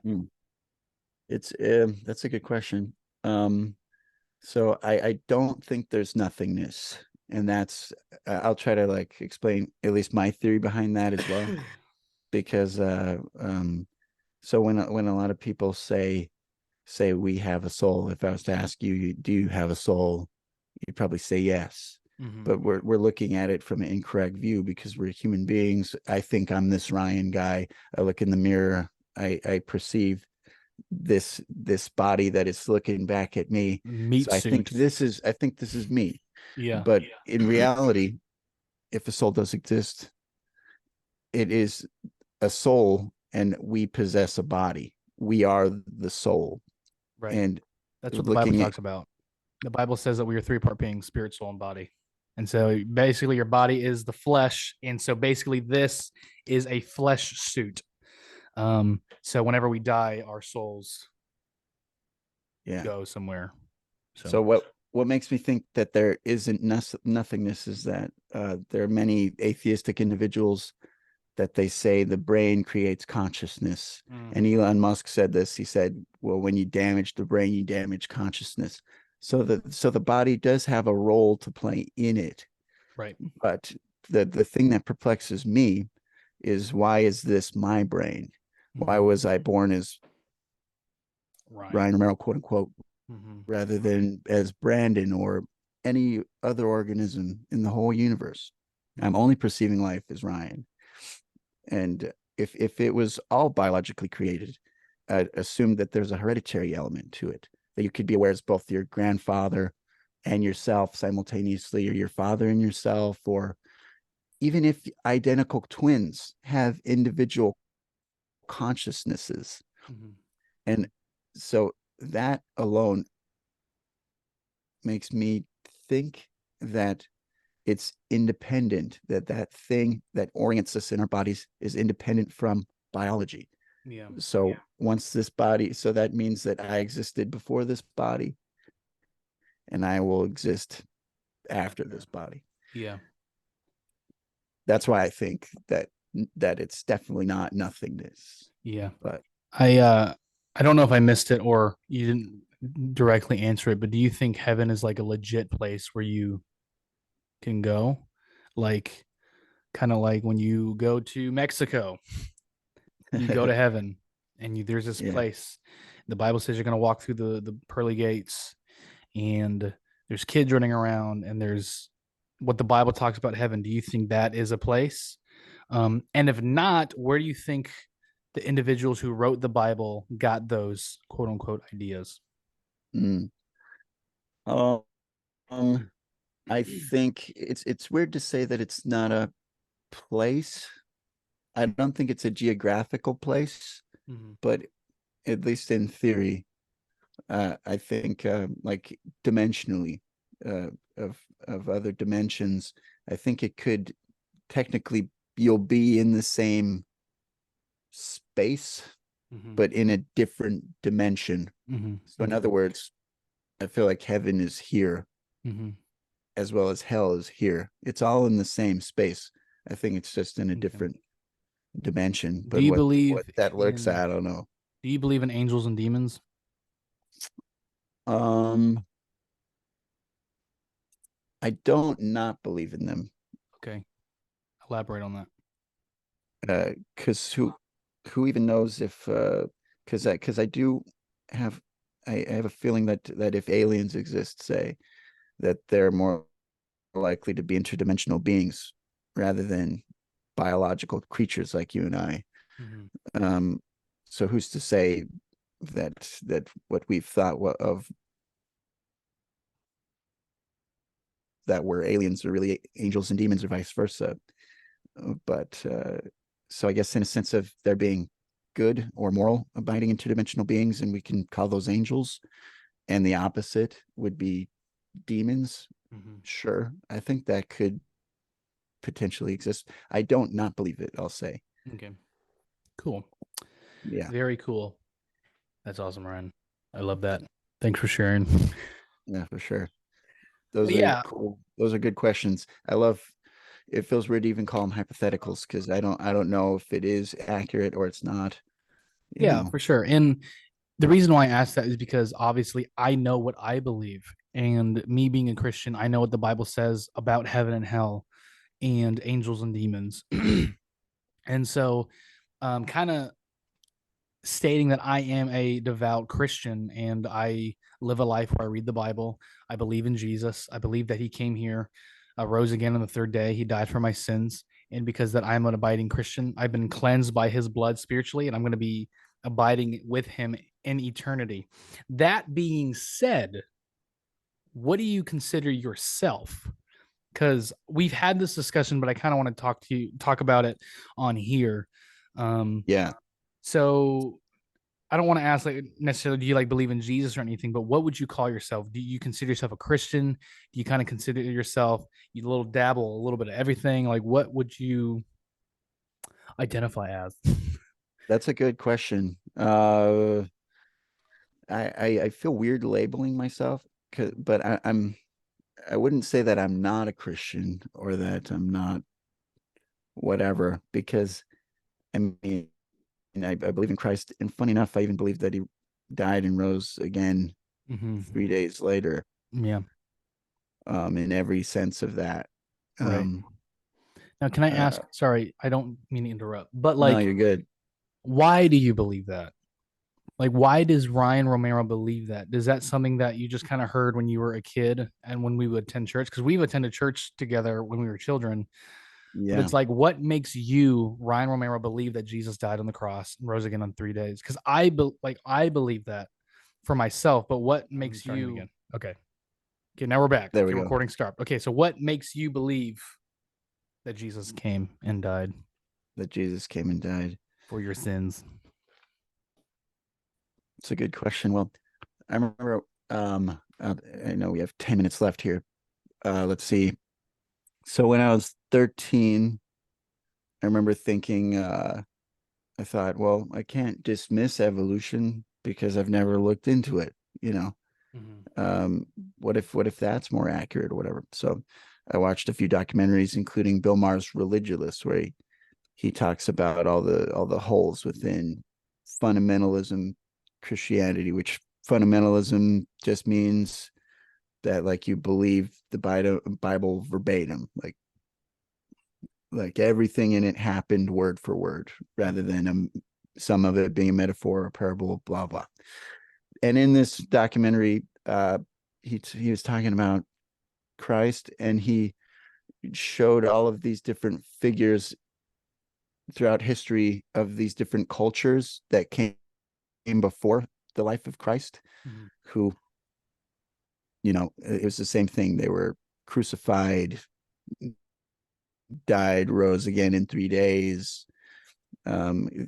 So much of their narrative was just in exact alignment with what was talked about with Christ. And I thought, that's a weird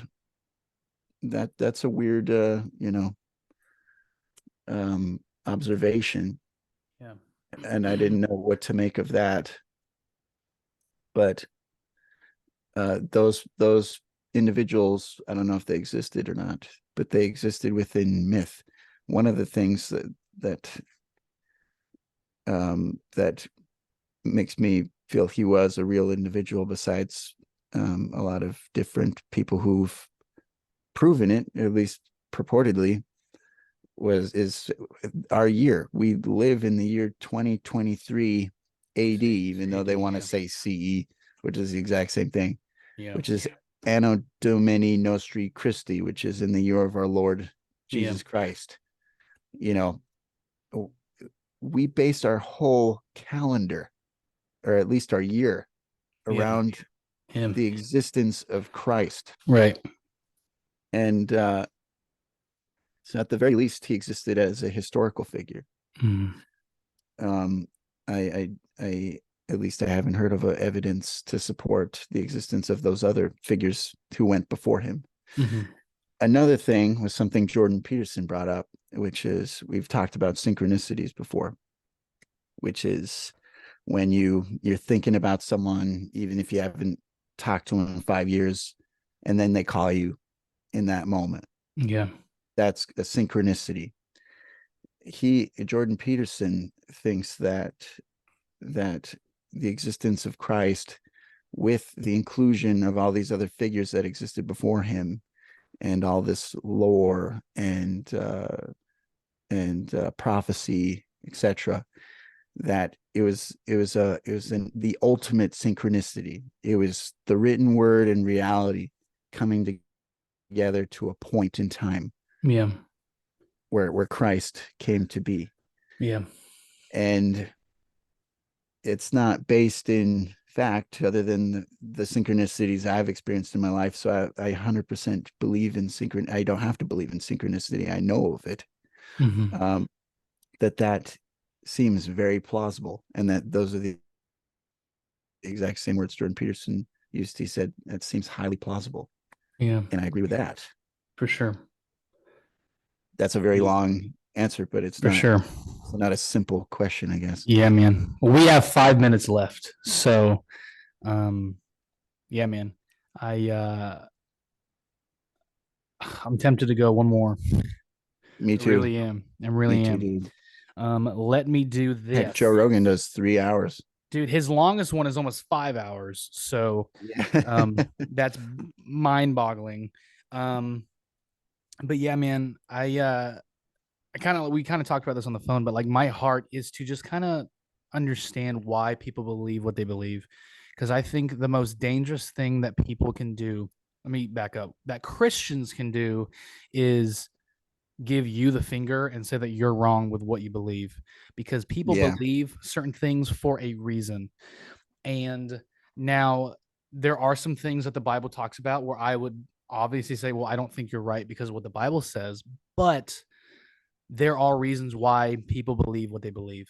And so my heart in this podcast and asking you these questions is just kind of wanting to know why you believe what you believe. And in the future, I want to bring a Buddhist on here, an atheist on here, not to argue. Yeah. My main goal is not to argue with them and shove the gospel down their throat and be Hmm. like, you're wrong. This is what the scripture says. Of course, I'm going to present scriptures, but my heart is you're an atheist for a reason. Why is that? And I'm not here to change your mind. I just want to talk. And it'd be awesome if your mind was changed because something that I said that led you to Christ or whatever. Yeah. But yeah, I just wanted to say that because I want you to feel comfortable. Because I'm Yeah. not here to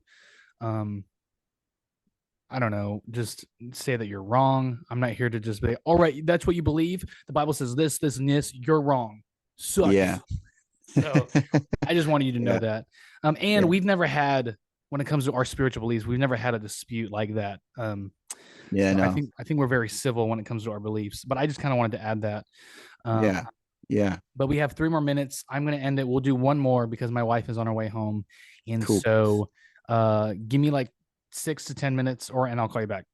Sounds good, man. All right, part 4. Here we go. Part 4. 3. We are back. Part 4. Bump, bump, bam. Boop, doop. This might be released tomorrow because there's so many components. Because Take a minute. yeah, it to might take upload. a minute to edit it. Yep. But Ryan, what's happening? Brandon. So we were talking about your beliefs in Jesus, right? Jesus. Yep. The Bible talks about Lord. how we come to know Christ through personal experience.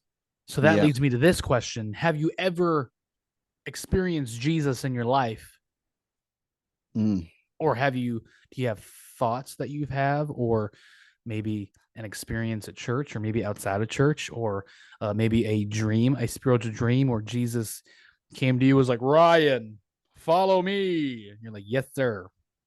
I do. Is somewhat of a synchronicity too. So there was this time I was just playing basketball, minding my own business, Beeswax. and these ladies, they came up on their bicycles. They're 2 Mormon individuals. Oh gosh. And I just started talking. We're just talking about whatever. Yo, what's up, girl? You free tonight? I was attracted to one of them. So I will Nice. admit that part of my continuing to talk to them was, I'm thinking like maybe this could go somewhere. I don't know. Right. But it was driven by curiosity. I was just curious about the Mormon faith, what they believed. So I met with them on a weekly basis for like a month and a half. Nice. Talked to them. And I told them I wasn't looking to convert to Mormonism. I was I'm just looking to literally sleep with just wanting- you. I'm just kidding. Sorry. I will add this that my ex-girlfriend was I'm Mormon. just looking to round third, you know what I mean? Yeah, my ex-girlfriend was Mormon, and I did as well Really? meet with some Mormons, and I almost converted because my ex was so passionate about it. But she did not live a Mormon life. She was like, "I'm Mormon because I'm from Utah." Was this in Albuquerque? Yeah, this was in Albuquerque. Who is this? I never Um, met her. yeah, you met her. Do you remember if she ever watches this? Oh, Yes, you know, yeah, boy. Yes, little bitty girl, a little bit. No, the tall one. tall one. High school starts with a K, ends with NZ. Kenzie. Mackenzie was Mormon. She was. Her family was Mormon. Her brother and her Oh, wife, her brother and her brother's wife were like diehard devoted.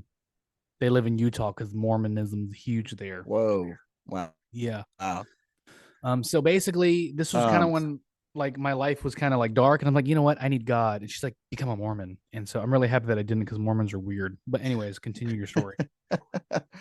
um, so I just wanted to meet up with him and kind of just have like an interview like thing. I was just curious about it. Yeah. And so one day we met up and she was like, well, why don't you just talk to God, talk to Jesus, and ask Jesus to give you an answer if this is the right faith for you. And I'd done everything they told me. I did all the homework, the little homework bits they'd given me. Really, trying to keep it, have an open mind. Yeah. And I think that maybe that evening I have a crucifix. You can't see it. It's a little itty bitty one behind me. And I prayed in front of that, and Christ is on the crucifix, and just asked him, just for a message, if this is the right route to go on, if it's truthful. I asked him if it was honest, if it was accurate. And keep in mind, we'd been meeting up for a month and a half. Yeah. And literally like 2 days later, but that same week, because there was two girls. One of the girls went back home to where she was from, to the state she was from, and the other girl was transferred to another location. Mm-hmm. That same week. Well, No, you would think telling you, for bro. something that Yes. big, there'd be some sort of a, I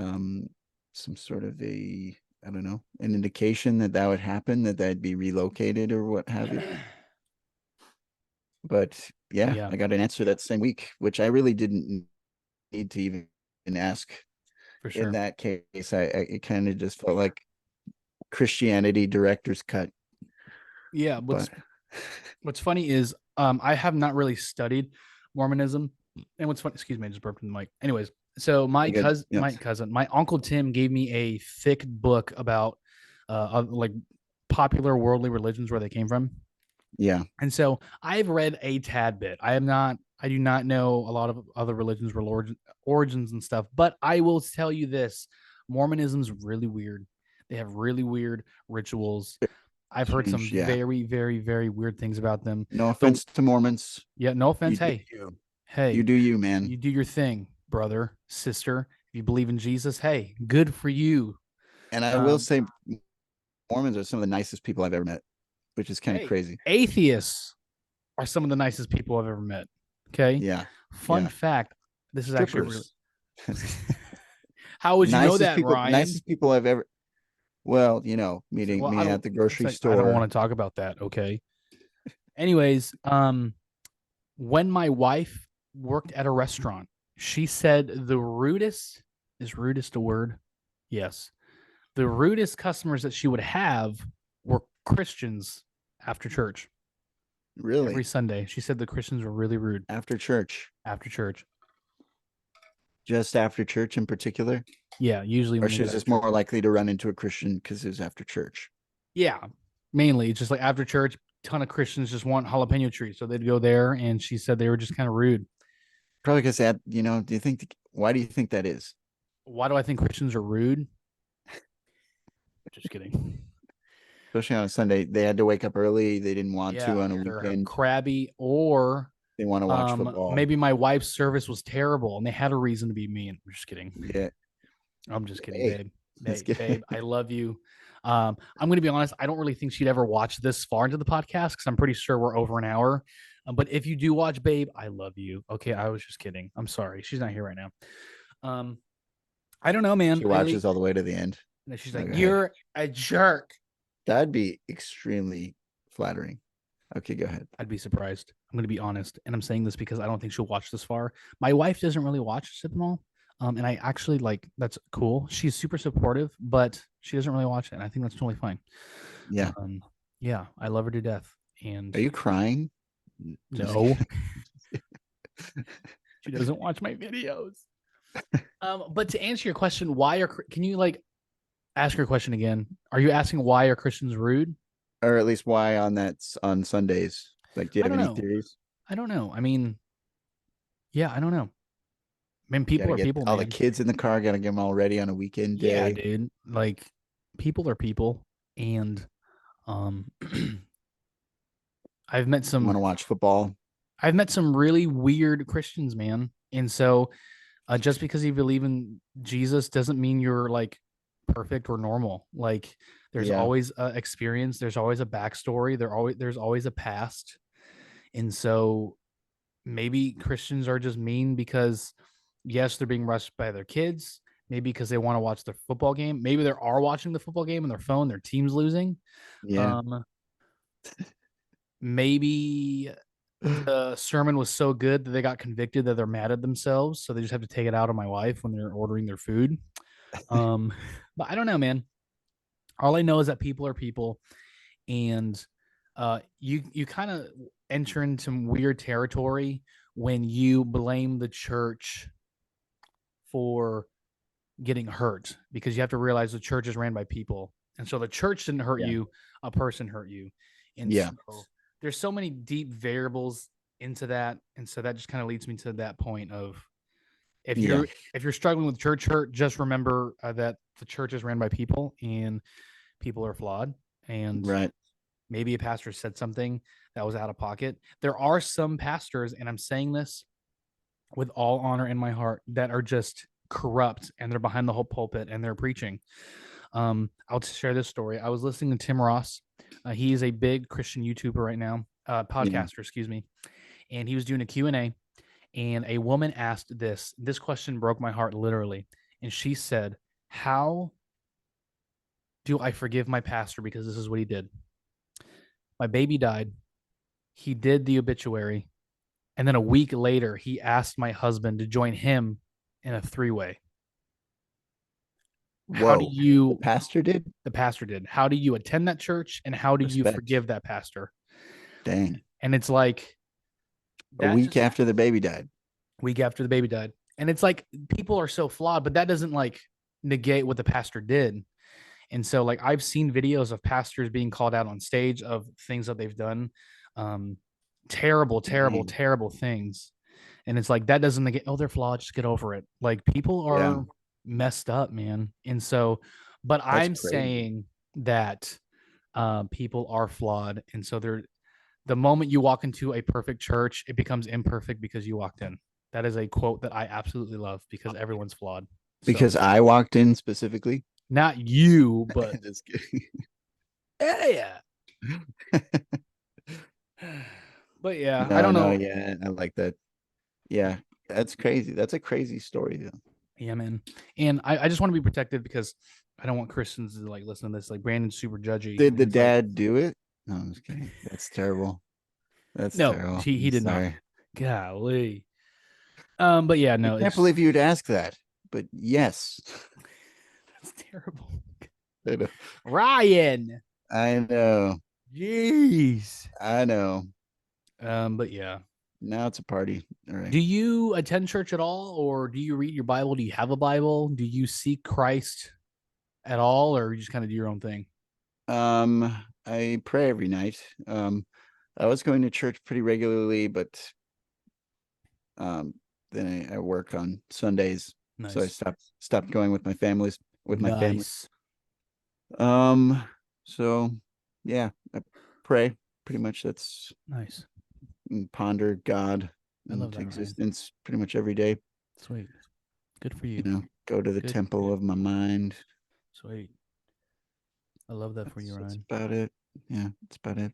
Nice. Well, since I've been asking you all the questions, do you have any questions you want to ask me before we wrap up this episode? Because the 10-minute mark is probably going to be popping up here in a little bit. Yeah. So I But guess yeah, this is why are you the way that you are? where do you You get get off? Uh, I guess this is a two-parter question.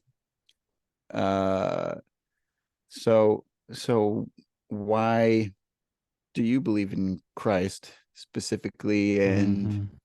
and how does that help to override your doubts or questions if you have any? I believe in Christ because of my personal experience of him in my own life. And it's basically on how I really got saved. I think I've told you the story. The very first time I felt Christ's love was at a youth conference. I was suicidal. I was broken. And the pastor preached a message on Jeremiah 29:11 for the plans that the plans and the purposes that God has for you. Title of it was "My Story Isn't Done," and I came to a place where I was like, "Oh my gosh, um, God has a plan for me, and I can turn my whole life around." And so that's where it started for me. And so the Bible is clear that we know Christ and we know God through personal experience. And so it has taken me my own personal um, doing of seeking him out, reading my word, praying to him, seeing God move and work in my life. But that doesn't mean that I don't have questions. That doesn't mean that I don't have doubts. Um, I will say this: I don't doubt as much, but I do have questions. And it's not bad to have questions because the Bible says that ask and you shall receive, right? And also in James it says, if you lack if you lack wisdom, ask God and it'll be given to you. So we have the opportunity to ask God things. Um, and I don't necessarily doubt, but it just comes with faith. Like I believe by faith that heaven is a real place. That is not me saying because I've had a vision of heaven. That is not me saying because an angel appeared in my room and said heaven is real. That is not me saying because God audibly said, "Fear me, boy." It's like I What believe are you it. doing? It's Yeah. like, what are you doing, stupid? I believe it because the Bible says that heaven is a real place and that hell is a real place. And so yeah, I So I do do want to have. circle back to that before this time's out too. Okay, But I yeah, I, I was basically done my point, so we can kind of circle back to.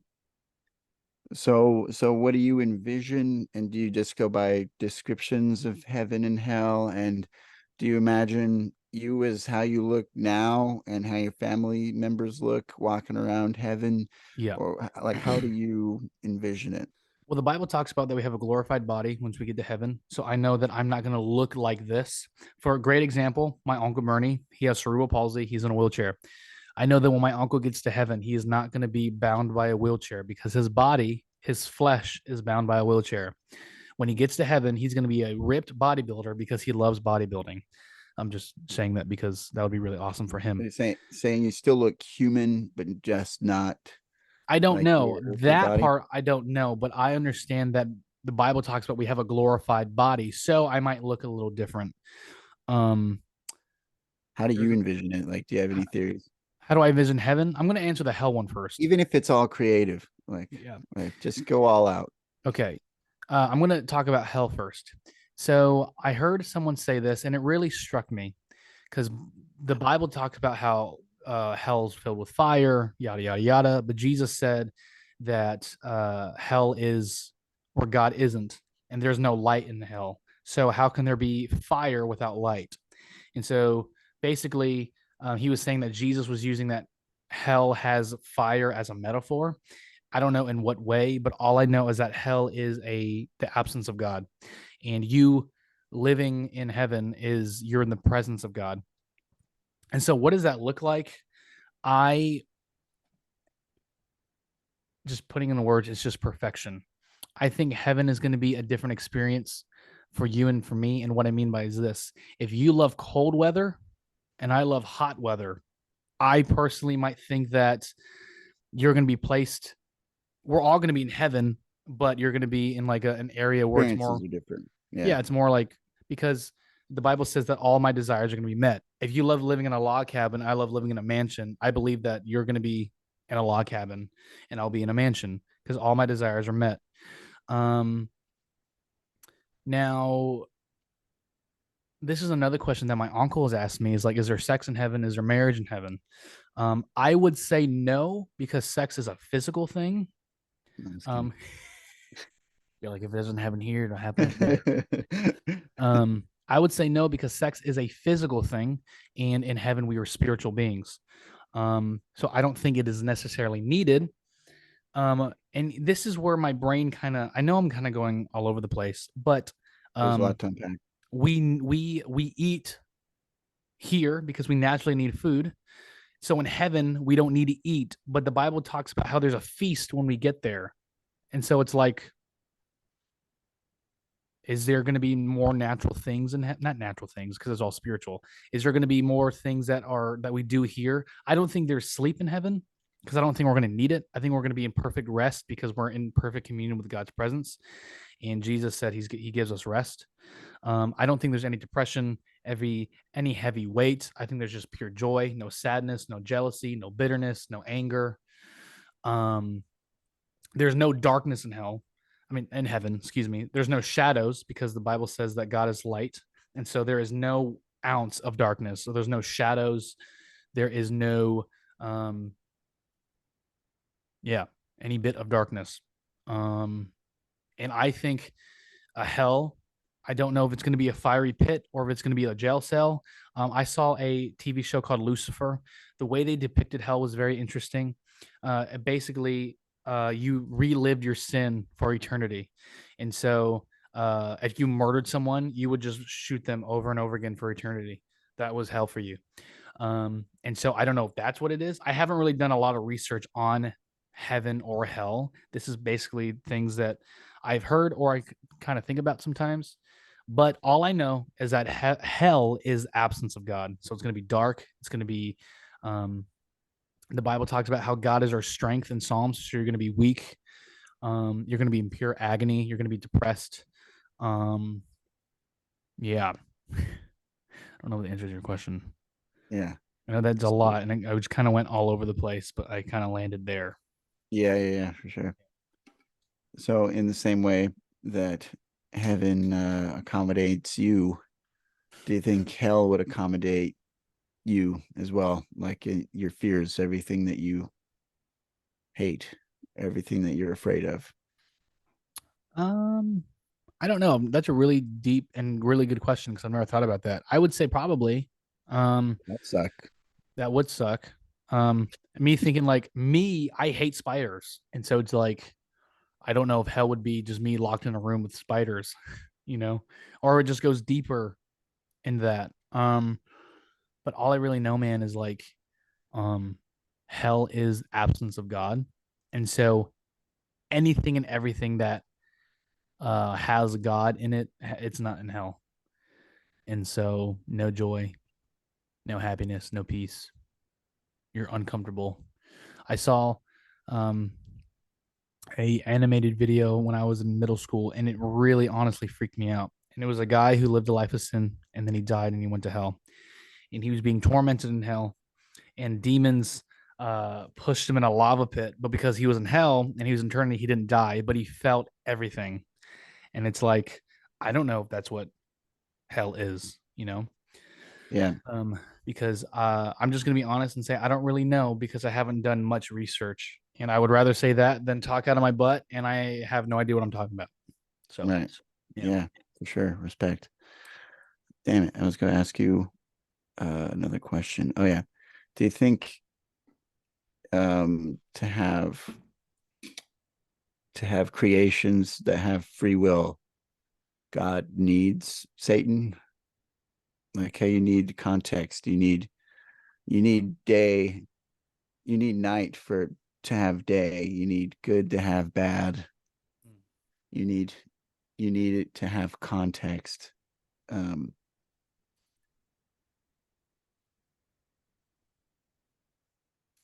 I don't know. A part of me and wants to say balance. a part of me wants to say yes, because that's where morality comes from, right? Like, if there is no evil, what is good? Right? If there's no um evil, if there's no sin, then what are we going to know?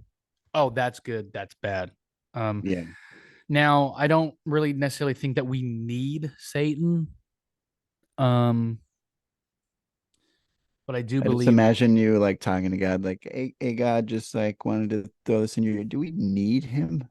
Like, do we need Satan? he's like, get out. Yes, sir, I'm sorry. You're the 5 billionth person to ask me that. He's like, you're an idiot.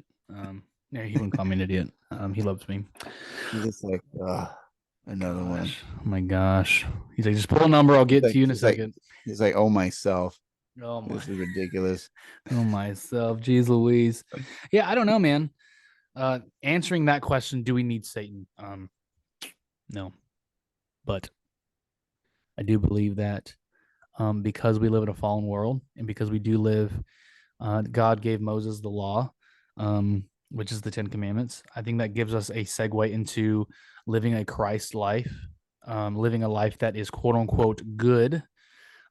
So we understand. I don't know, like if there was no rules, or if the law never came to be, and we didn't have the Bible,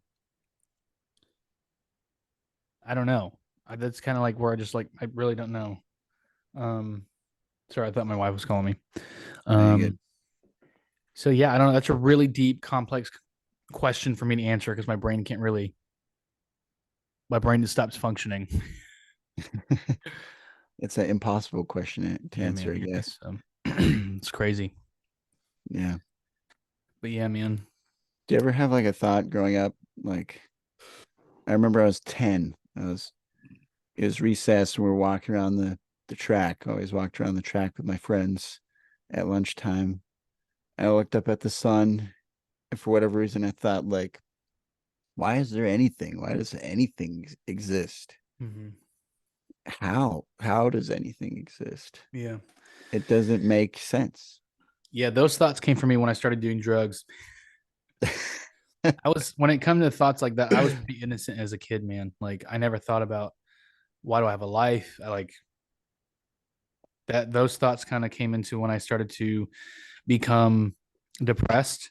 And when before I came to Christ, I asked myself, there has to be more to life than this. Like, if there is a being bigger than me, I don't think he would want me to feel this way. And I don't think I was supposed to do life feeling this way.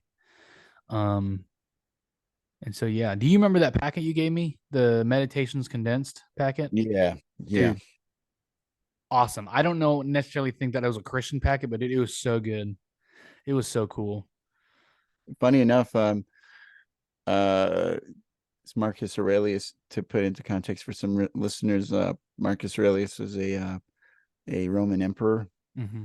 and he had journals of a lot of words of wisdom and philosophical quotes, and it was he had just a journal of this, and you could tell it wasn't meant to be viewed by anyone else's eyes, because he repeats himself a lot throughout the book, throughout his journal, through his writings, which is cool because that to me shows that he was constantly having to remind himself of these practices. Yeah. But yeah, I had read through the book, and there's a lot that I liked in it, but you don't have the time to read through a book, so I just wrote down all the important bits, condensed them so that you can read them in like 10 or 15 minutes. Mm. And I gave Brandon a copy of this. That's what he's talking about. But in the book he talks about, because they're polytheistic, so he talks about believing in many gods, and every time he mentions gods, I changed it to God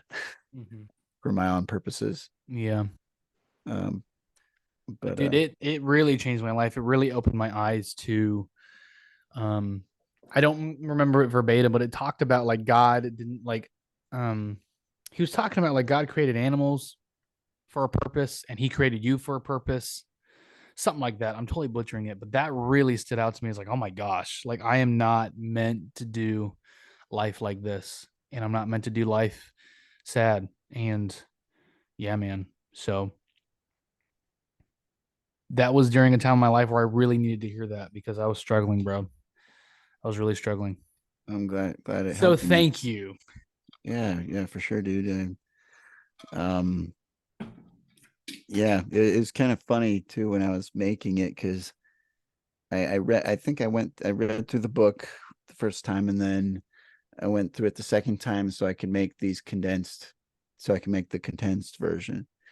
And then I remember I was just typing it out. It took hours, and I have this memory of while I was doing it, I was sleep deprived, starving, just on my little mattress, which is on the floor, Mhm. and I could hear just Auntie Nora and Uncle Rudy just arguing while they were drunk in the other room. Yeah. My gosh. Uh, Uncle Rudy.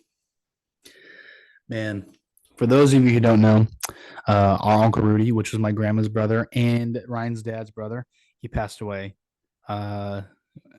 2019, the year. What's funny is he passed away. His funeral was a few days before my graduation because I remember after his funeral, we all went to Cracker Barrel. And after that, we went to go see my dad because my dad was in town for my graduation. Mm, Yeah, man. His funeral was probably one of the funniest yeah. because his friend came up behind on the altar, and the Catholic was the priest. I forgot what they were called. The Yeah. priest was doing this thing. He's like, "Can I say something about him?" The guy's like, "No, not right now. Go sit down." No, I'm talk singing. You sit down while I'm talk singing. Yeah. So if you're not Catholic, and if you are Catholic, I don't want to come off like we're making fun of you, but Yeah, no, not at all. a Catholic funeral, the priest sings. And can you do an impression, Ryan? Right now, I'm gonna make myself some toast. Maybe I'll put butter. Oh no, I'm out of butter. Oh, and then he swings the incense, and yeah, it's just it's pretty crazy. And Uh, I feel so bad because I just let out a like, but it was silent, and right. I played it off as a cough. Mm-hmm. Well, But I we also have hit the 10-minute mark. it just I don't know. It struck me. It struck me. Man, my goodness, that was what a time. What a time, Yeah, yeah. man. I have a synchron. Yeah, what were you gonna say? I was gonna say Uncle funeral, Uncle Rudy's funeral. Uncle funeral. My uncle funeral, Rudy. Anyways, his death was probably one that really hit me really hard because here is someone who was an alcoholic and he just got really, really sick because of what he was doing. And the last time I saw him, but when he was healthy, um, his stomach was really big, you know. Yeah, He was telling my grandma's like, I'm done. Like I'm done doing this. I can't do this anymore. And a week later he passed. And it's like, man, here was a man who had hope and he was really done. And maybe he like, who knows? Maybe he was yeah, just saying that because he was in pain. And I'm not saying that he would have gone back to it, yeah, um, yeah, but who knows? Like he could have turned his whole life around, but because he was sick, his body just quit on him, man. So it was really, really sad to see.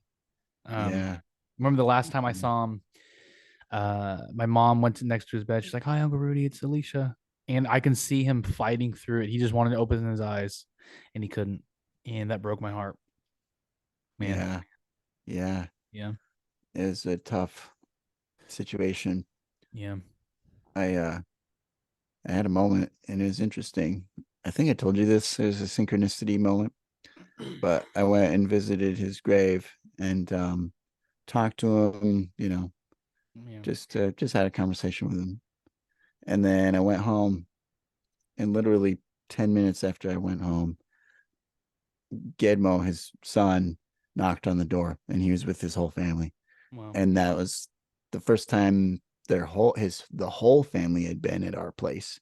Yeah, And that was the first time had been at my place in like 3 or 4 years. yeah, man. And he happened to come that afternoon that I visited Uncle's funeral. And this was like a year or two after Uncle passed. So Yeah, just it's the weird. odds of that.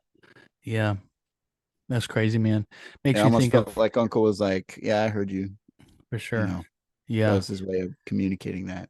makes me think, and I remember we've talked about this, but that scene in Breaking Bad where, um, before Jesse Pinkman's girlfriend dies, Walter White goes to the bar and they just had this fight. Walter White goes to the bar Yeah, and he sits next to her next to dad. her dad, which And that happens. That's synchronicity. yeah, Even though it was written in a show, like that stuff like that. happens. It's Yeah. crazy. It's like here all the while Walter White and this man is talking, and then the next day, and then he's in relation with Jesse, and that is her father, and then turns out she dies, and it's like, man, just stuff like that. It's like, dude, that happens, like, Yeah.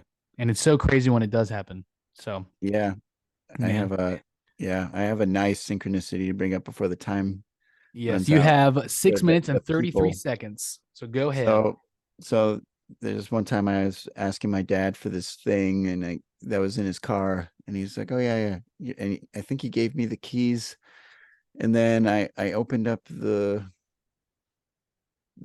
driver's side door to check if it was on the passenger side. It wasn't, and somehow my dad opened up the trunk. I forget how exactly it all went down.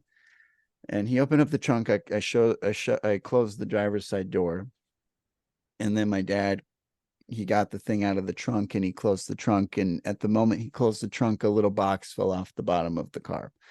And so at the moment my dad closed the trunk, we realized all the doors were locked, and I locked the keys in the car. And then we opened up the box, and there was a spare key in the box. Wow. And the thing that was nuts about that was my dad had owned this car for like 2 years, coming up on 2 years, or at least a Yeah. year and a half.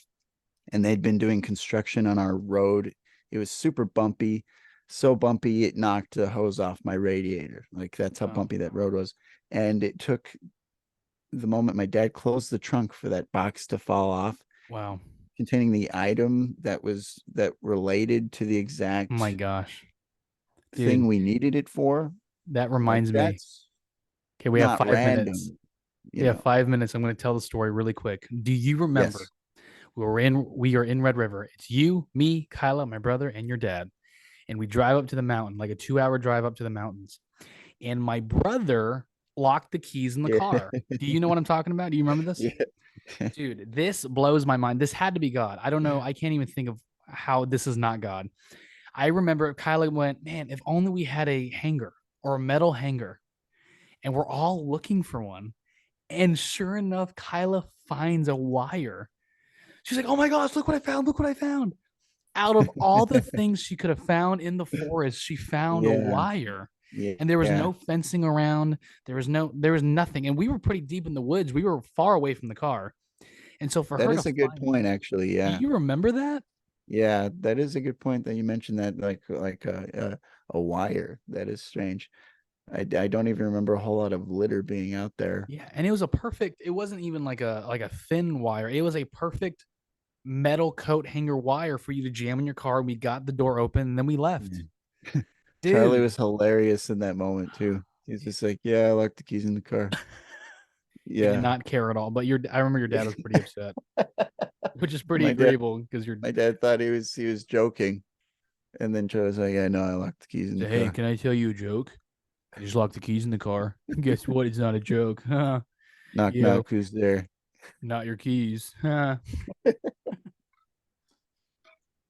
Well, Ryan, thank you so much for doing Brandon. this. This was Yeah, for a sure. spur Thank of you the for the moment invitation, episode man. 2.5. Yeah, the plan is me and Ryan talked. We would love to have weekly or bi-weekly episodes with Ryan and another person joining us. Either as my brother, the four of us, my sibling and your sibling. That would be awesome, like a cousin reunion. Yeah, But Ryan, I love you, bro. And love you too, I man. remember whenever during the Meadow Lake days, you had your Porta Potty podcast and I had Coffee Pot Talk. And so this is a desire that me and you both have. And so, ladies and gentlemen, be prepared to see Ryan more frequently. And this is going to be the very first episode that's probably almost an hour long. And so I'm just super thankful for you, Ryan. I'm super thankful for the Thankful podcast. for If you you too, guys have man. finished to the very end, thank you for listening. Don't forget to like and subscribe on YouTube. And you can now listen to Sip&Awe on Spotify and, Apple Podcasts. But you won't see this episode because it is very, very, very, very long. But Ryan, do you have anything else to say before I end the call? Thank you for the invitation, man. You're I'm welcome. glad we were able to do this, dude. This is fun. It was so fun, bro. Took up my entire evening. I got home from work early today, and it took my entire afternoon to do this. So I'm super thankful that you occupied my evening because I had no plans. Same to you, dude. Same to you. This is fun. All right, bro. Well, we will see Ryan very soon. All right, bro. Bye, guys. See ya. Later.